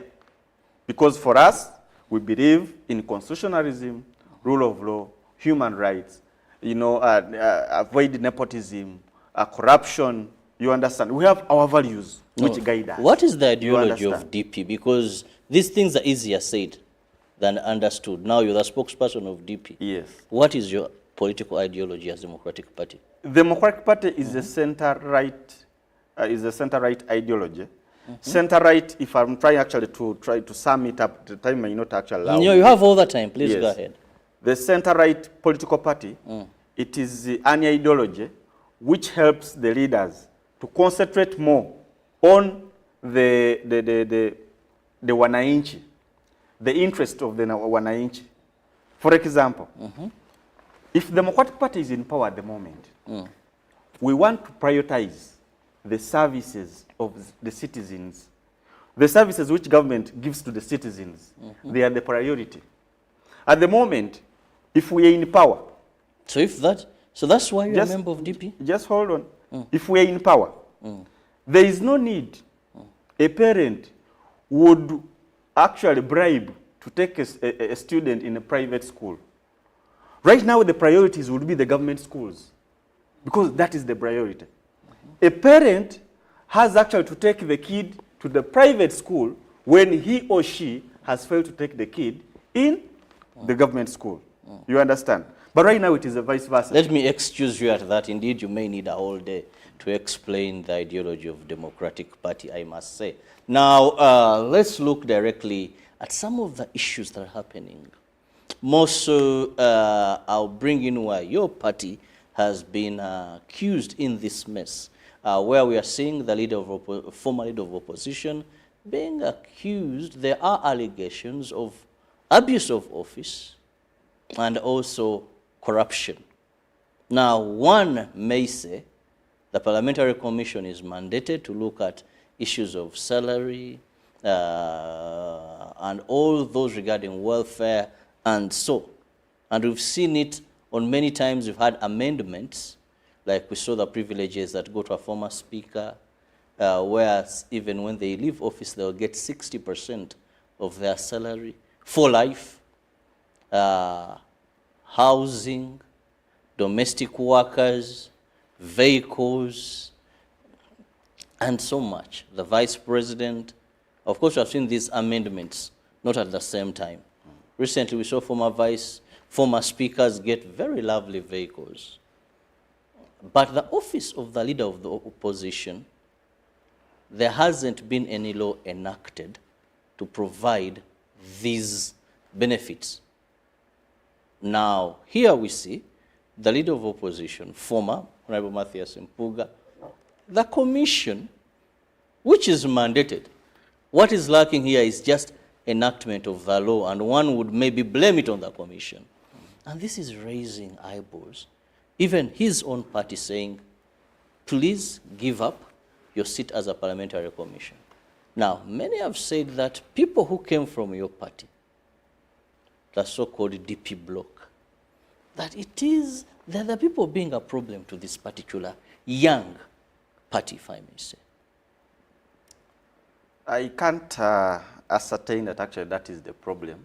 The problem may not be necessarily those who came from the Democratic Party, but there is just something little which actually the public is not looking at, and that is the law. You have just talked about the law, the issue which we had just, which actually raised a lot of dust in the public, of giving the former speakers the cars. But now that law says if you're a former deputy speaker, you are supposed to get a new car after every 5 years. If you're a former speaker, you need to get a vehicle after every 5 years. If you're a former vice president, the same applies, even the former prime minister. But now, we have some people who have been former deputy speakers, former vice presidents.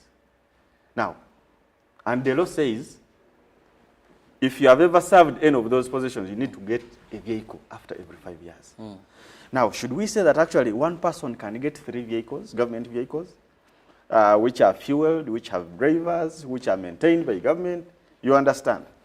So I think we need, first of all, we should not first blame those who have got these services, but let us go and revisit the law.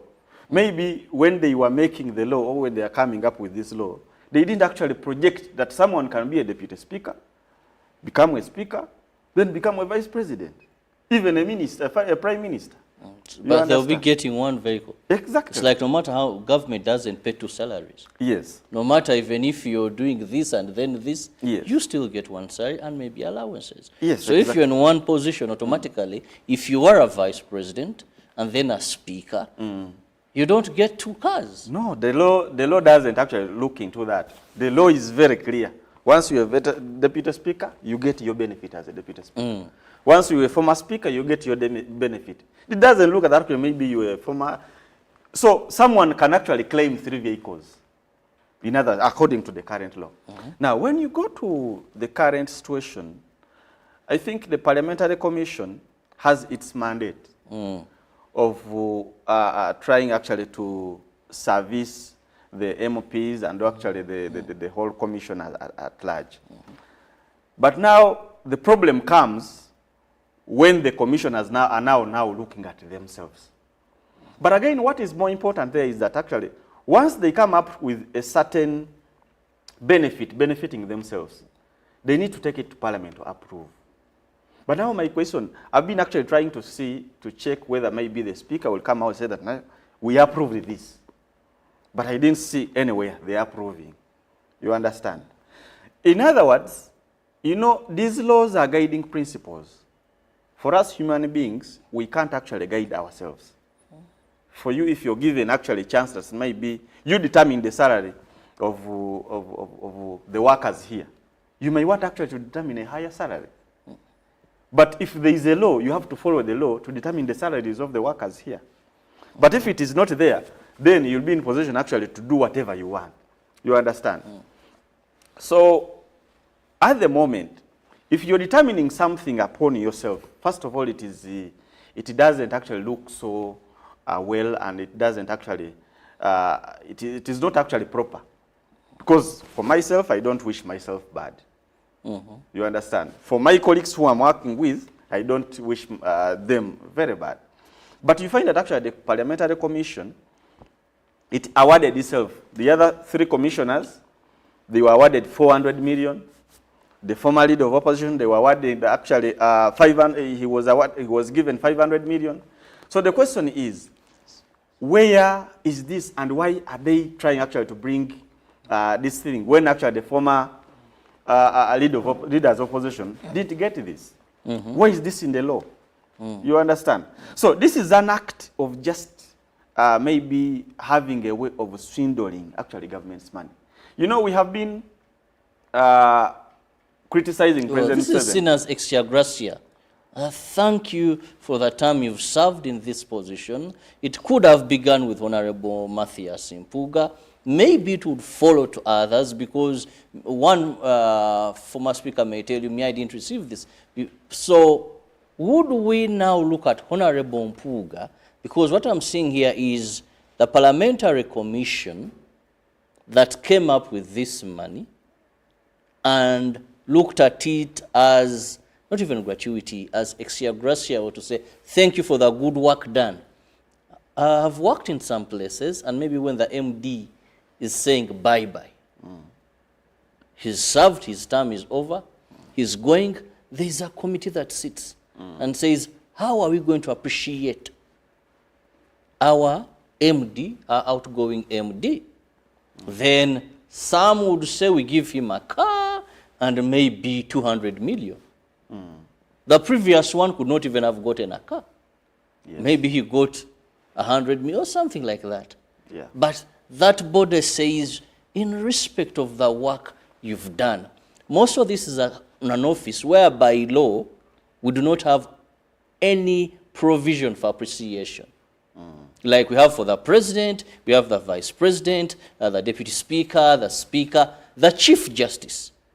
But when you look at the entire setting, Lop is more or less a prime minister. Yes. And there is nothing catered for him. So if this time the Parliamentary Commission, should our guns point at Honorable Matthias Mpuga, or should we point our guns at the Parliamentary Commission saying you could have done something good, but you passed through the window instead of the door? We should not point, we should not actually direct our finger to the Honorable Mpuga. Because Honorable Mpuga doesn't have any problem. But we should just point at the law. What does the law say? Because whatever he did, actually, I saw some people are choosing him, it is corruption. What? There is no way you can take him that he has corruption or abuse of office. No. No way you can actually take him. But we need actually to look at the law. If we are seeing that actually there is a lacuna in that law, which actually helps the commissioners actually to award themselves huge sums of money, then we need actually to revisit the law so that we can actually try actually to mitigate some issues which may come after Honorable Mpuga. Because it was very selfish actually to award yourself money when you know very well that actually the country is going through a lot as far as the economy is concerned. But you just award yourself actually 500 billion. The other commissioners are also giving themselves 400 billion. So it's like just actually you have now got in touch with the pool of money, then now you are now collecting yours. You understand? Now that one, it puts us in a bad shape as opposition in the public. Because we have been actually accusing the President of the Republic of Uganda. He's utilizing the government resources. He's using his authority to swindle money. He gives himself money, state house, you understand? But if the public hears about that, it's like now you are telling the public that you have been accusing President Museveni because you have not actually got a chance to come nearer the pool of the money. Well, now, since you have now come nearer to the pool of the money, you're able now to do what he does.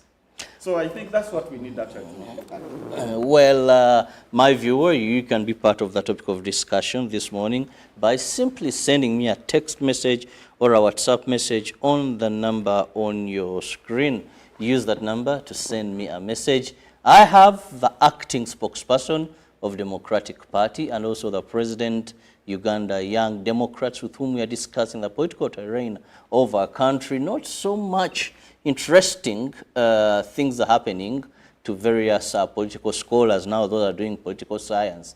There are so many cases of reference when we talk about multi-party dispensation of what is happening. And my guest here is saying the guns should point at the law.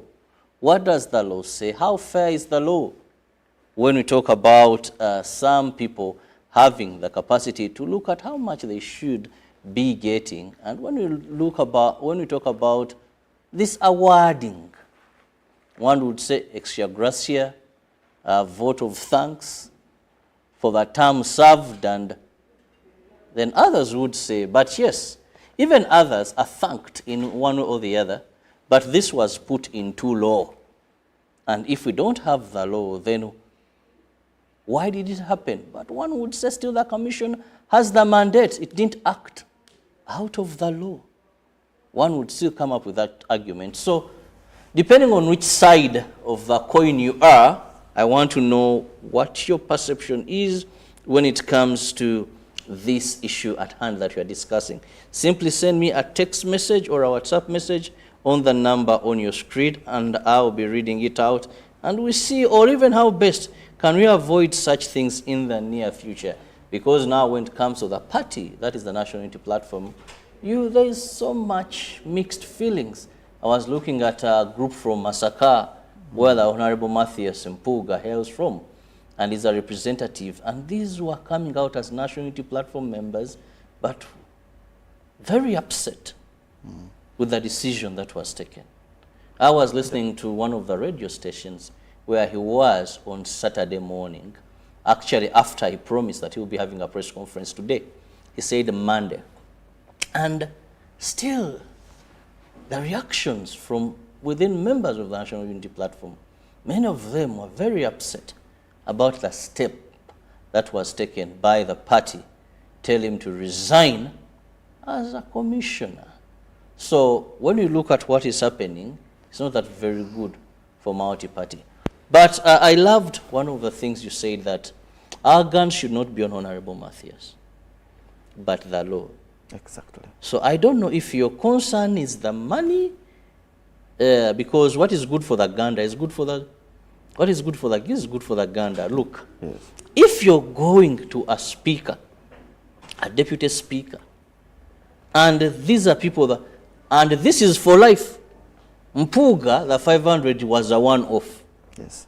But this is as long as you live, you'll be entitled to 60% of your salary that you're earning now. You'll be entitled to security guards. You'll be entitled to domestic workers. You'll be entitled to a vehicle. You'll be entitled to house allowance for life. Yes. Now, the law missed clear guidelines for a leader of opposition. Yeah. So is your concern the amounts of money we invest in, that our economy is not that very good? Or is it that you feel you're against even giving these benefits?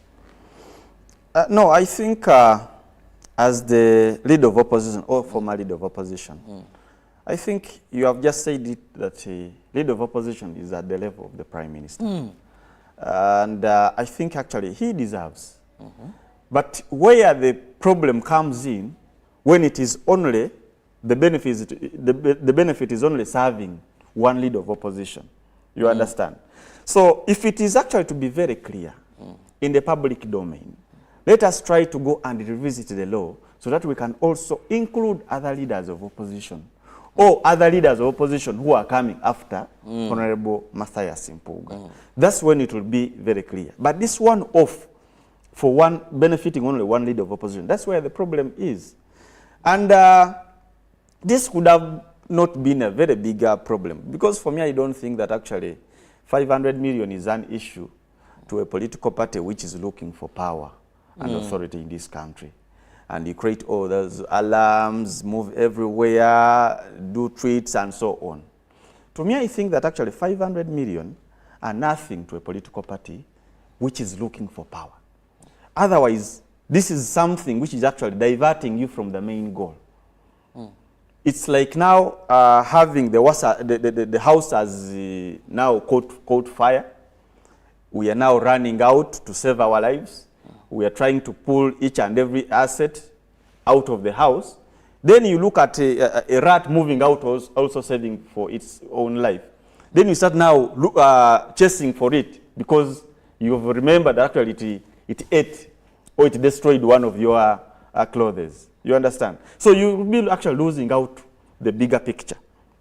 In other words, we have so many things which actually have gone through this government. For example, you know, we oppose President Museveni so much, and we hate him so much on grounds of rule of law, constitutionalism, human rights, corruption. You understand? But he has tried actually to show us that he has a certain level of tolerance to some of the people he's working with. I think you know about the issue of the Global Fund. You know how much we lost in that saga. But what did he do to those people? Here in Chogam, we have actually a leader who got that money and even constructed his own hotel. What did he do? So to me, I think that actually he doesn't matter a lot because he really understands some of the roles of these people. So the question is, should we say that actually Honorable Mpuga is bad, doesn't have any good thing the other side? You understand? So if you were the president by then and the Global Fund were actually swindled like that, would you just actually cut off someone's head? Because he has swindled billions of money. Actually, they were in billions, not even millions, billions of money. The Chogam thing, it was in billions of money. Would you have just chopped up someone's head because he has swindled that? Currently here we have a general who got actually a government ranch in Injeru. What has he done? I'm not saying that actually it is good actually to leave. It looks at the cost of peace. Exactly. You understand? To me, my issue is that issue is a very small issue to be handled in the party internally. We wouldn't have actually understood what has happened. In our party, we have a lot of things which we have handled internally before actually going to the last, the 2016 elections. We have a party member who moved around, forged party cards, forged signatures, and sold those party cards. But the party president just knew how to handle that matter internally without letting everybody understand that there is something about this. Because now, once you start making those alarms, you're now tarnishing the name of the party. But now it is corrupt. It has so many people actually who are selfish. You understand? You're not tarnishing the person only. But the party pays a bigger price in that kind of situation. So to me, I think that actually we just need to understand how to solve some of these small matters. 500 million is just a peanut on a political party which is receiving almost 3 billion shillings from the government. What is 500 million? You understand? I think you understand what I'm telling you. And if you're to talk about this money could have done so much, this money could have done so much, one would wonder, so what you receive can do nothing? Exactly. If you are talking about saving Ugandans' money, the taxpayers' money, to do more relevant things, then one would also wonder that what you're getting as a party, why don't you tell government to use that money for other constructive things rather than coming to your coffers despite it having been your entitlement? Because now, the reason why I'm saying that actually it is the party to pay the bigger price.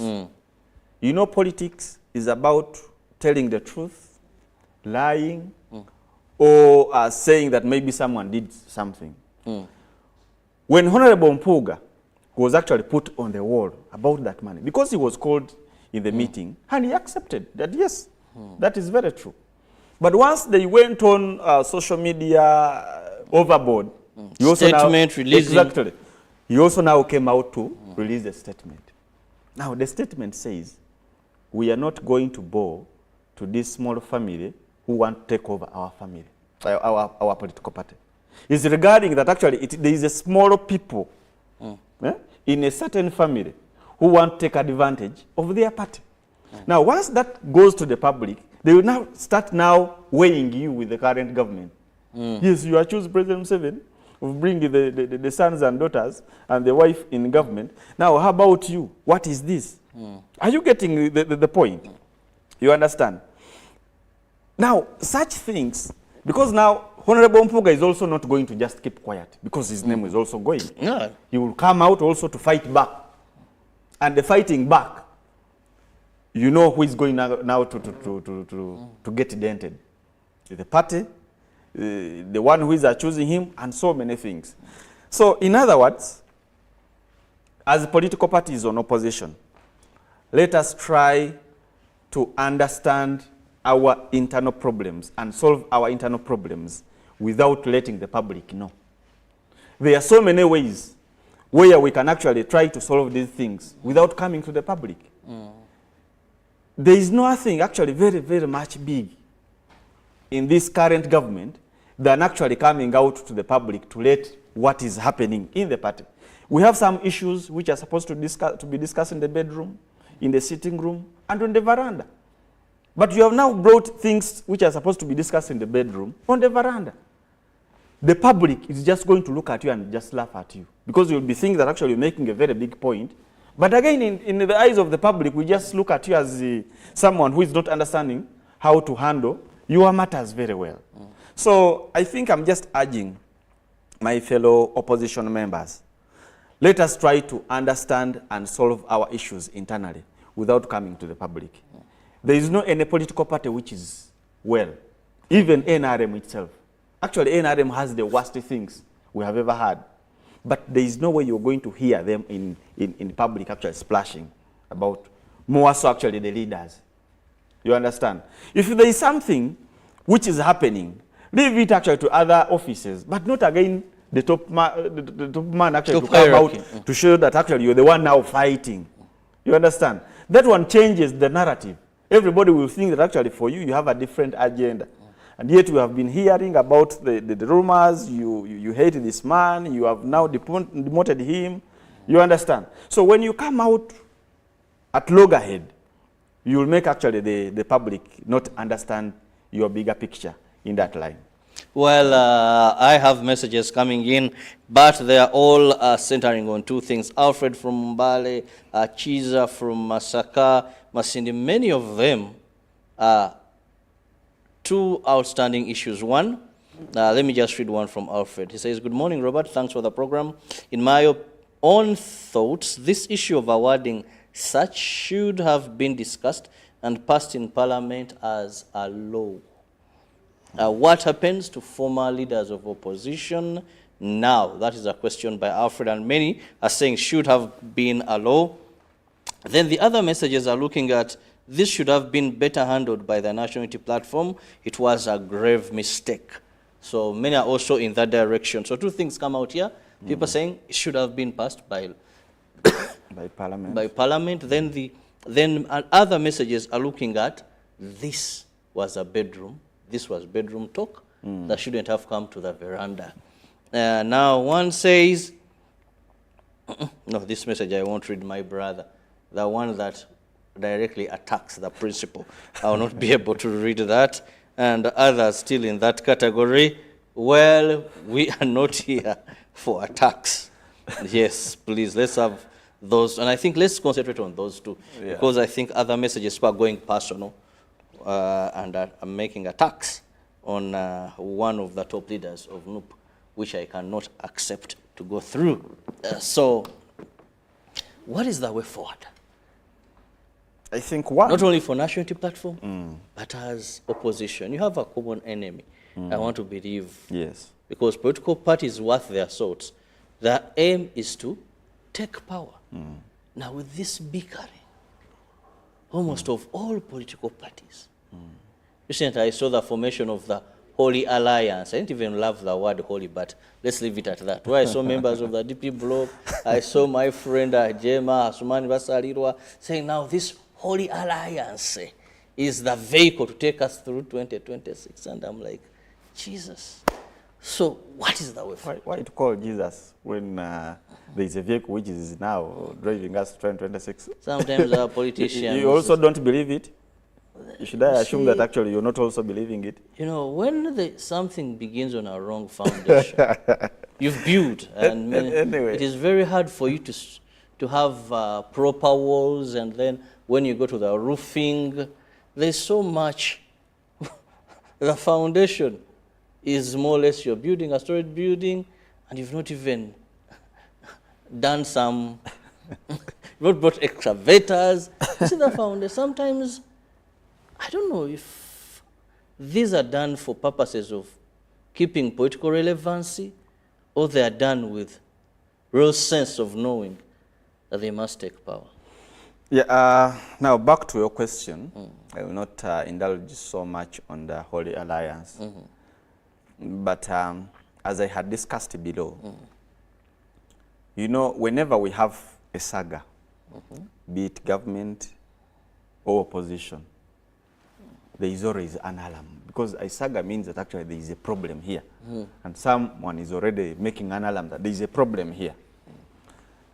My issue is, let us try to really, one, let us try to understand which matters should come to public and which matters should be internal.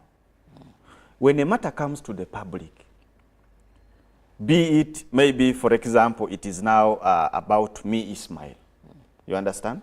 If it is about me, Ismail, this is politics.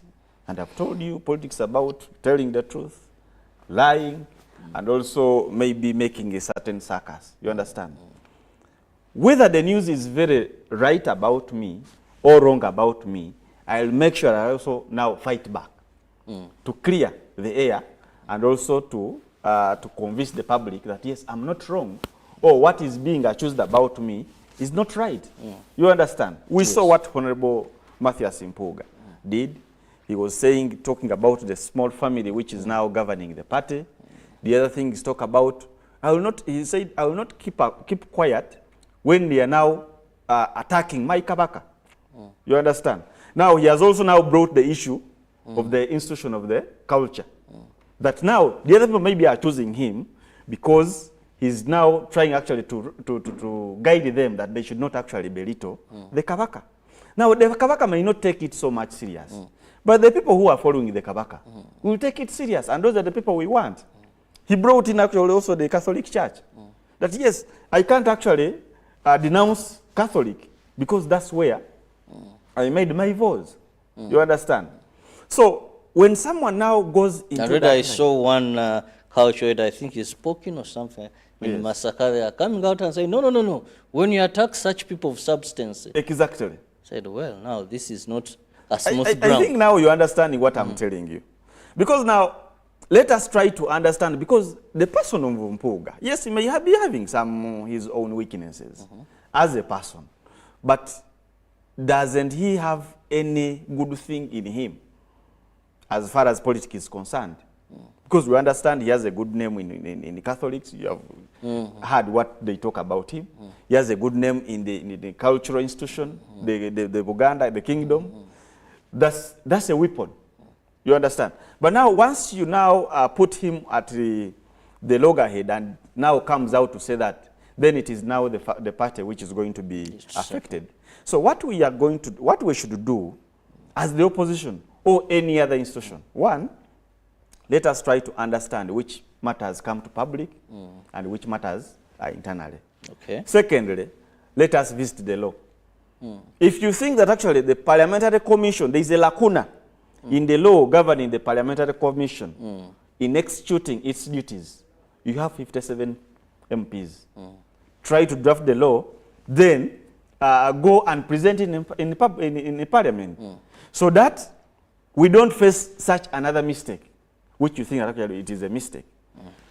Once we do that, then these issues of alarm will not be there.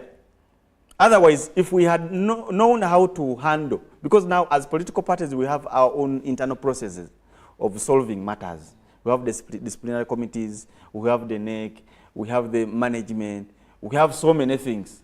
Let us try to utilize those avenues before a matter comes to the public. Then, if we see that, because now I've just told that actually Honorable Mpuga has no any problem. It is now the law which he followed and his fellow commissioners. Let us go and look at that law critically and see where is the loophole and how should we now put this law to order. Because it is normal, Mr. Robert, that when I'm given also an opportunity to award myself, I will not award myself 200,000 or 100,000 or 150. I'll try actually to put something which is actually is really good on my side. You understand? So being a one-off benefit, you may look at it in a different direction, but it is in law. So let us go and visit the law and see how we can actually put this in order as far as politics is concerned. Well, I want to thank you so much. Our viewers, thank you so much for your messages that have been coming in. And I want to thank my guest, that is the acting spokesperson of Democratic Party and President Young Democrats. Thank you for your time. Thank you so much for being with us. We believe that if there is need, let's have the amendment put there, but also how best to handle certain issues. I think there is so much thirst for media, and this sometimes may not give the desired goals of what you want to put right. See you later. God bless you. Have a lovely day. Good morning.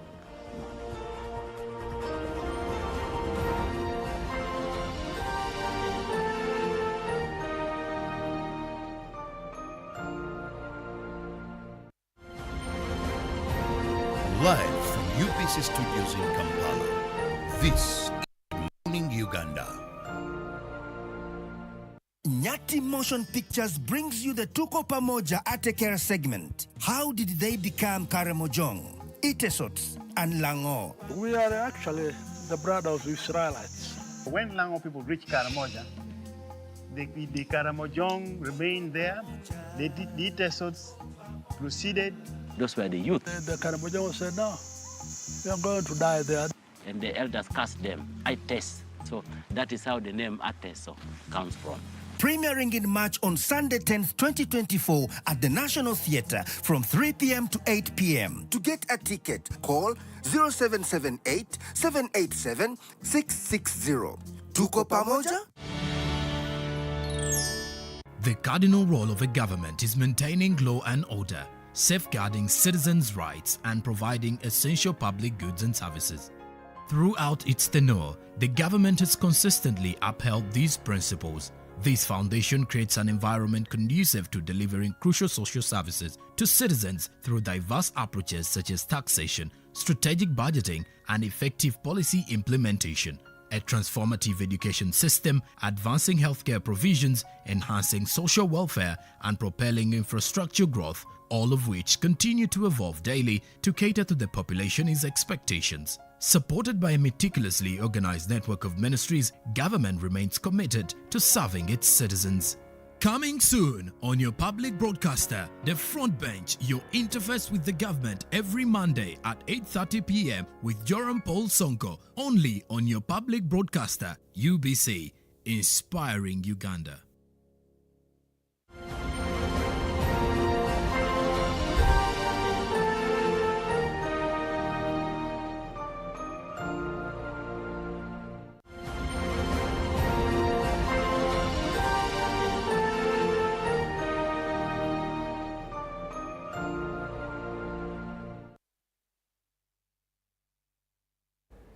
Good morning, my name is Ruben P. Machivirango. I'm glad and blessed to be here this Monday.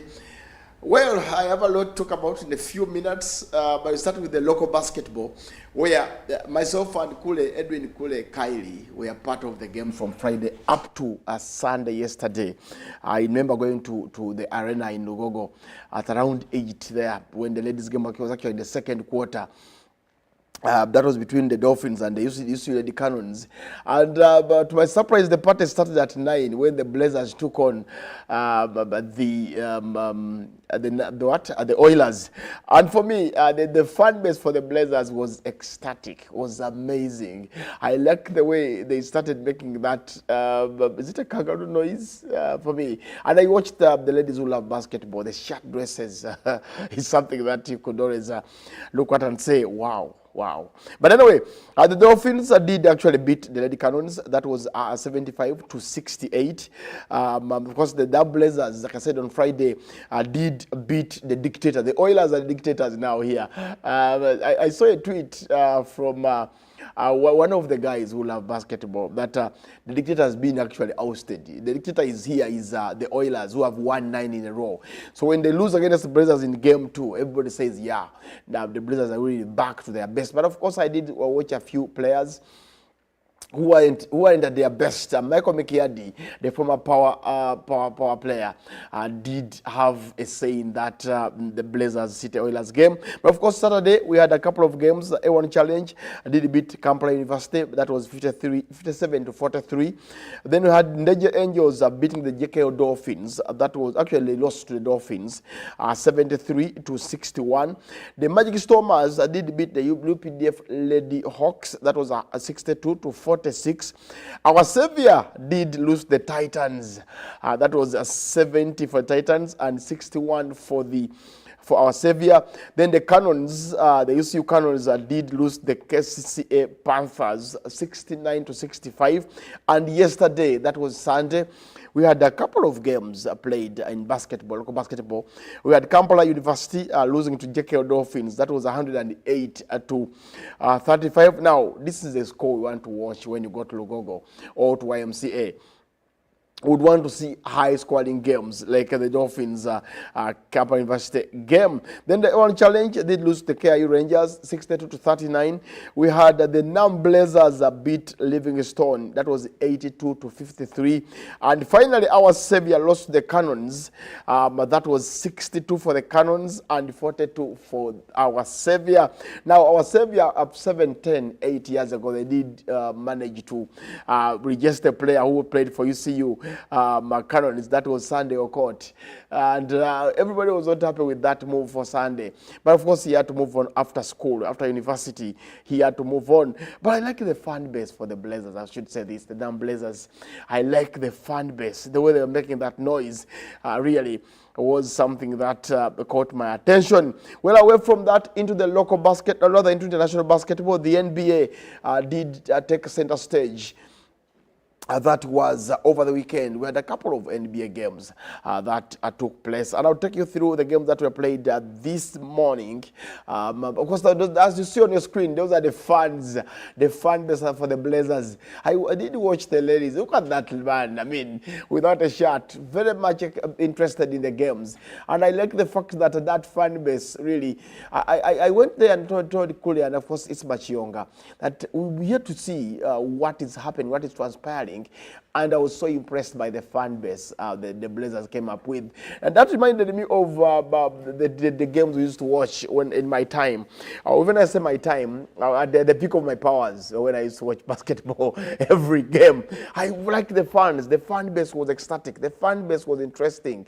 Until Friday when I did say, okay, as an old man, let me go back to where I used to have fun from. And indeed, it was fun watching the Blazers, the fans, the fan base for the Blazers enjoy the game between the Oilers and, of course, the Blazers. We shall continue that conversation during the score. Join us at 1:30. We'll be here with Kylie Edwin Kule and Michael Sefman Wandaga to expound more on the Blazers game. But of course, from local basketball into international basketball, NBA did also give us another day or another weekend of games. And of course, this morning, I can take you through the games that we had this morning. The Cavs lost the Knicks. That was 107-98. We had the Suns losing to the Thunder. That was 118-110. The Magic beat the Pistons 113-91. Then the Raptors did beat the Hornets 111-106. We had the Knicks beating the Cavs as well. That was 107-98, and of course, so many other games that we played in the NBA. And tomorrow morning, as we come to studio at 4 a.m. in the morning, the Clippers will take on the Bucks. That will be at 4 a.m. The game will be at the FISA Forum. Then at 4 as well, the Wolves will take on the Blazers. That game will as well be at the Target Center at 4 a.m. Then at 5, the Jazz will take on the Wizards. That will be at Delta Center at 5 a.m. And at 6, as we come into studio, the Kings will take on the Bulls, and that will be one of the best games to watch tomorrow morning. And the game will be at the Golden One Center. And finally, the Thunder will take on the Lakers. That will be at the Crypto.com Arena, and that game will be at 6:30 a.m. tomorrow morning. Then away from that into the European leagues, of course, we had games from Saturday where a couple of teams lost here. Brentford drew with Chelsea, that was 2-2. Everton lost at home 3-1 to West Ham. We had Fulham beating Brighton 3-0 as well. Then the Newcastle, the Magpies did beat the Wolves. That was 3-0. We had the Forest lose to Liverpool narrowly. I did catch that game with Aruna Bossa and Miss Sentamo when they came to pay a courtesy visit at home, and we watched the game together. We thought the game was going to a draw until Darwin Nunes had a final say in that game. But of course, the intelligence of Callum Hudson-Odoi, how could he forget his duties? You've got to get that ball and pass it out. It's the dying minutes. It's 8 minutes done on the clock, and we were in the 8th minute in just added time. In the final minute of added time, almost seconds off the clock, you give such a ball to a clever player like McAllister, you're about to concede a goal. He looks once, takes the ball into the box, and who knows, Darwin Nunes finds it and scores in the bottom corner and gives Liverpool the 3 points. That shows you that some players really lack concentration whenever the game is progressing. Spurs 3, Palace 1. Then Luton Town lost to Aston Villa by 2 goals, by 3-2. That is Luton Town. Then, of course, we also had La Liga on Saturday. Sevilla beat Sociedad 3-2. We had Cadiz draw with Vallecano 1-1. Getafe 3. Las Palmas 3. Valencia drew with Madrid. This was an interesting game. I did catch this game as well. The controversy around the 30 goal scored by Jude Bellingham. And the referee had actually whistled that time was done when Bellingham scored. And I remember what I liked about that referee, the center official, official in that game. What he did for me when Madrid scored the second goal, then they go for the winner. He just just calls it a day for the game. Then Jude Bellingham comes to attack him. He's sent off immediately. Don't come to me, I'm the referee here. I liked the way he acted on Jude Bellingham. Those English players make a lot of noise when it comes to officiating and officials. So he just waited, because the Carvajal was around him, Valverde, Vinicius Jr. and other players like Camavinga. Now, the scorer of the goal, Jude Bellingham, comes to him, and I think he was waiting for him. He just pulls out a red card and sends him off. Don't shout at me. I'm not here to shout with Englishmen. And what I liked was he made a decision. The game is done. Now you want me to wait because you are in the final minute. You were just, because whatever video we were complaining about, they were attacking. And the referee, in the common sense of the referee, you've got to let the attacking team enjoy themselves. What if they grab the little winner? Now, for him, what he does, that was it. I think that was the final minute of the game. When Jude Bellingham, then the referee calls it a day. The game is done. Now, Jude Bellingham runs to him. That's what I wanted to hear. Thanks so much, Kawuzi, for that. So, excuse me. But that's when they actually ended the game.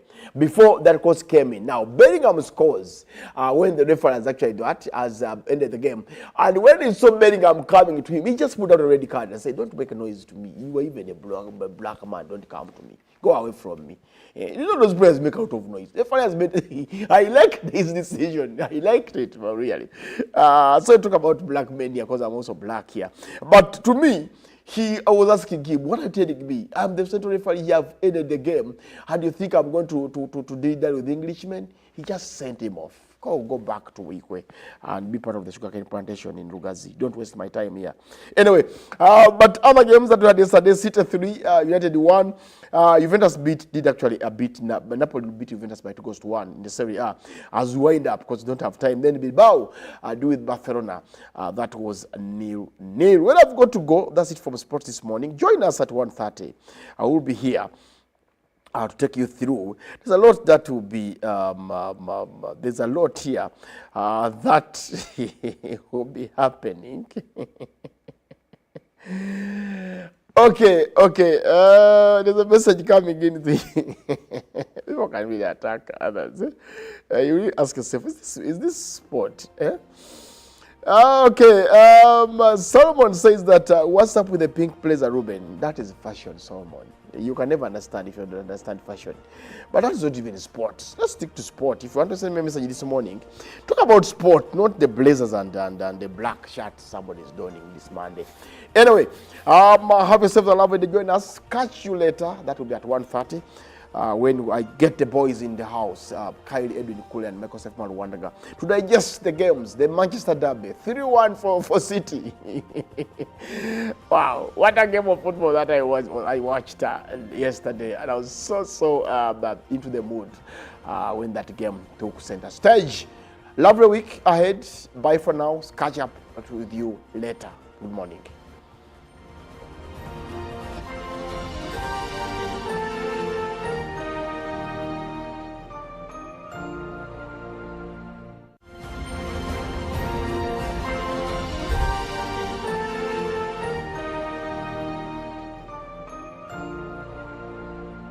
Pick of the day on UBC.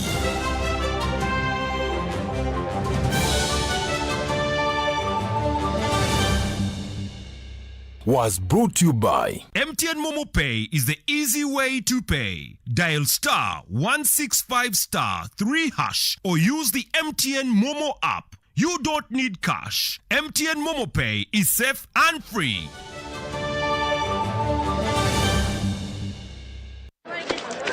Juko. Yo. Check the shopping, man. What's your secret? Uganda, haven't you heard of the parish development model PDM? Yes, I did, but I thought it was just a talk. No, Sebatia. It is real.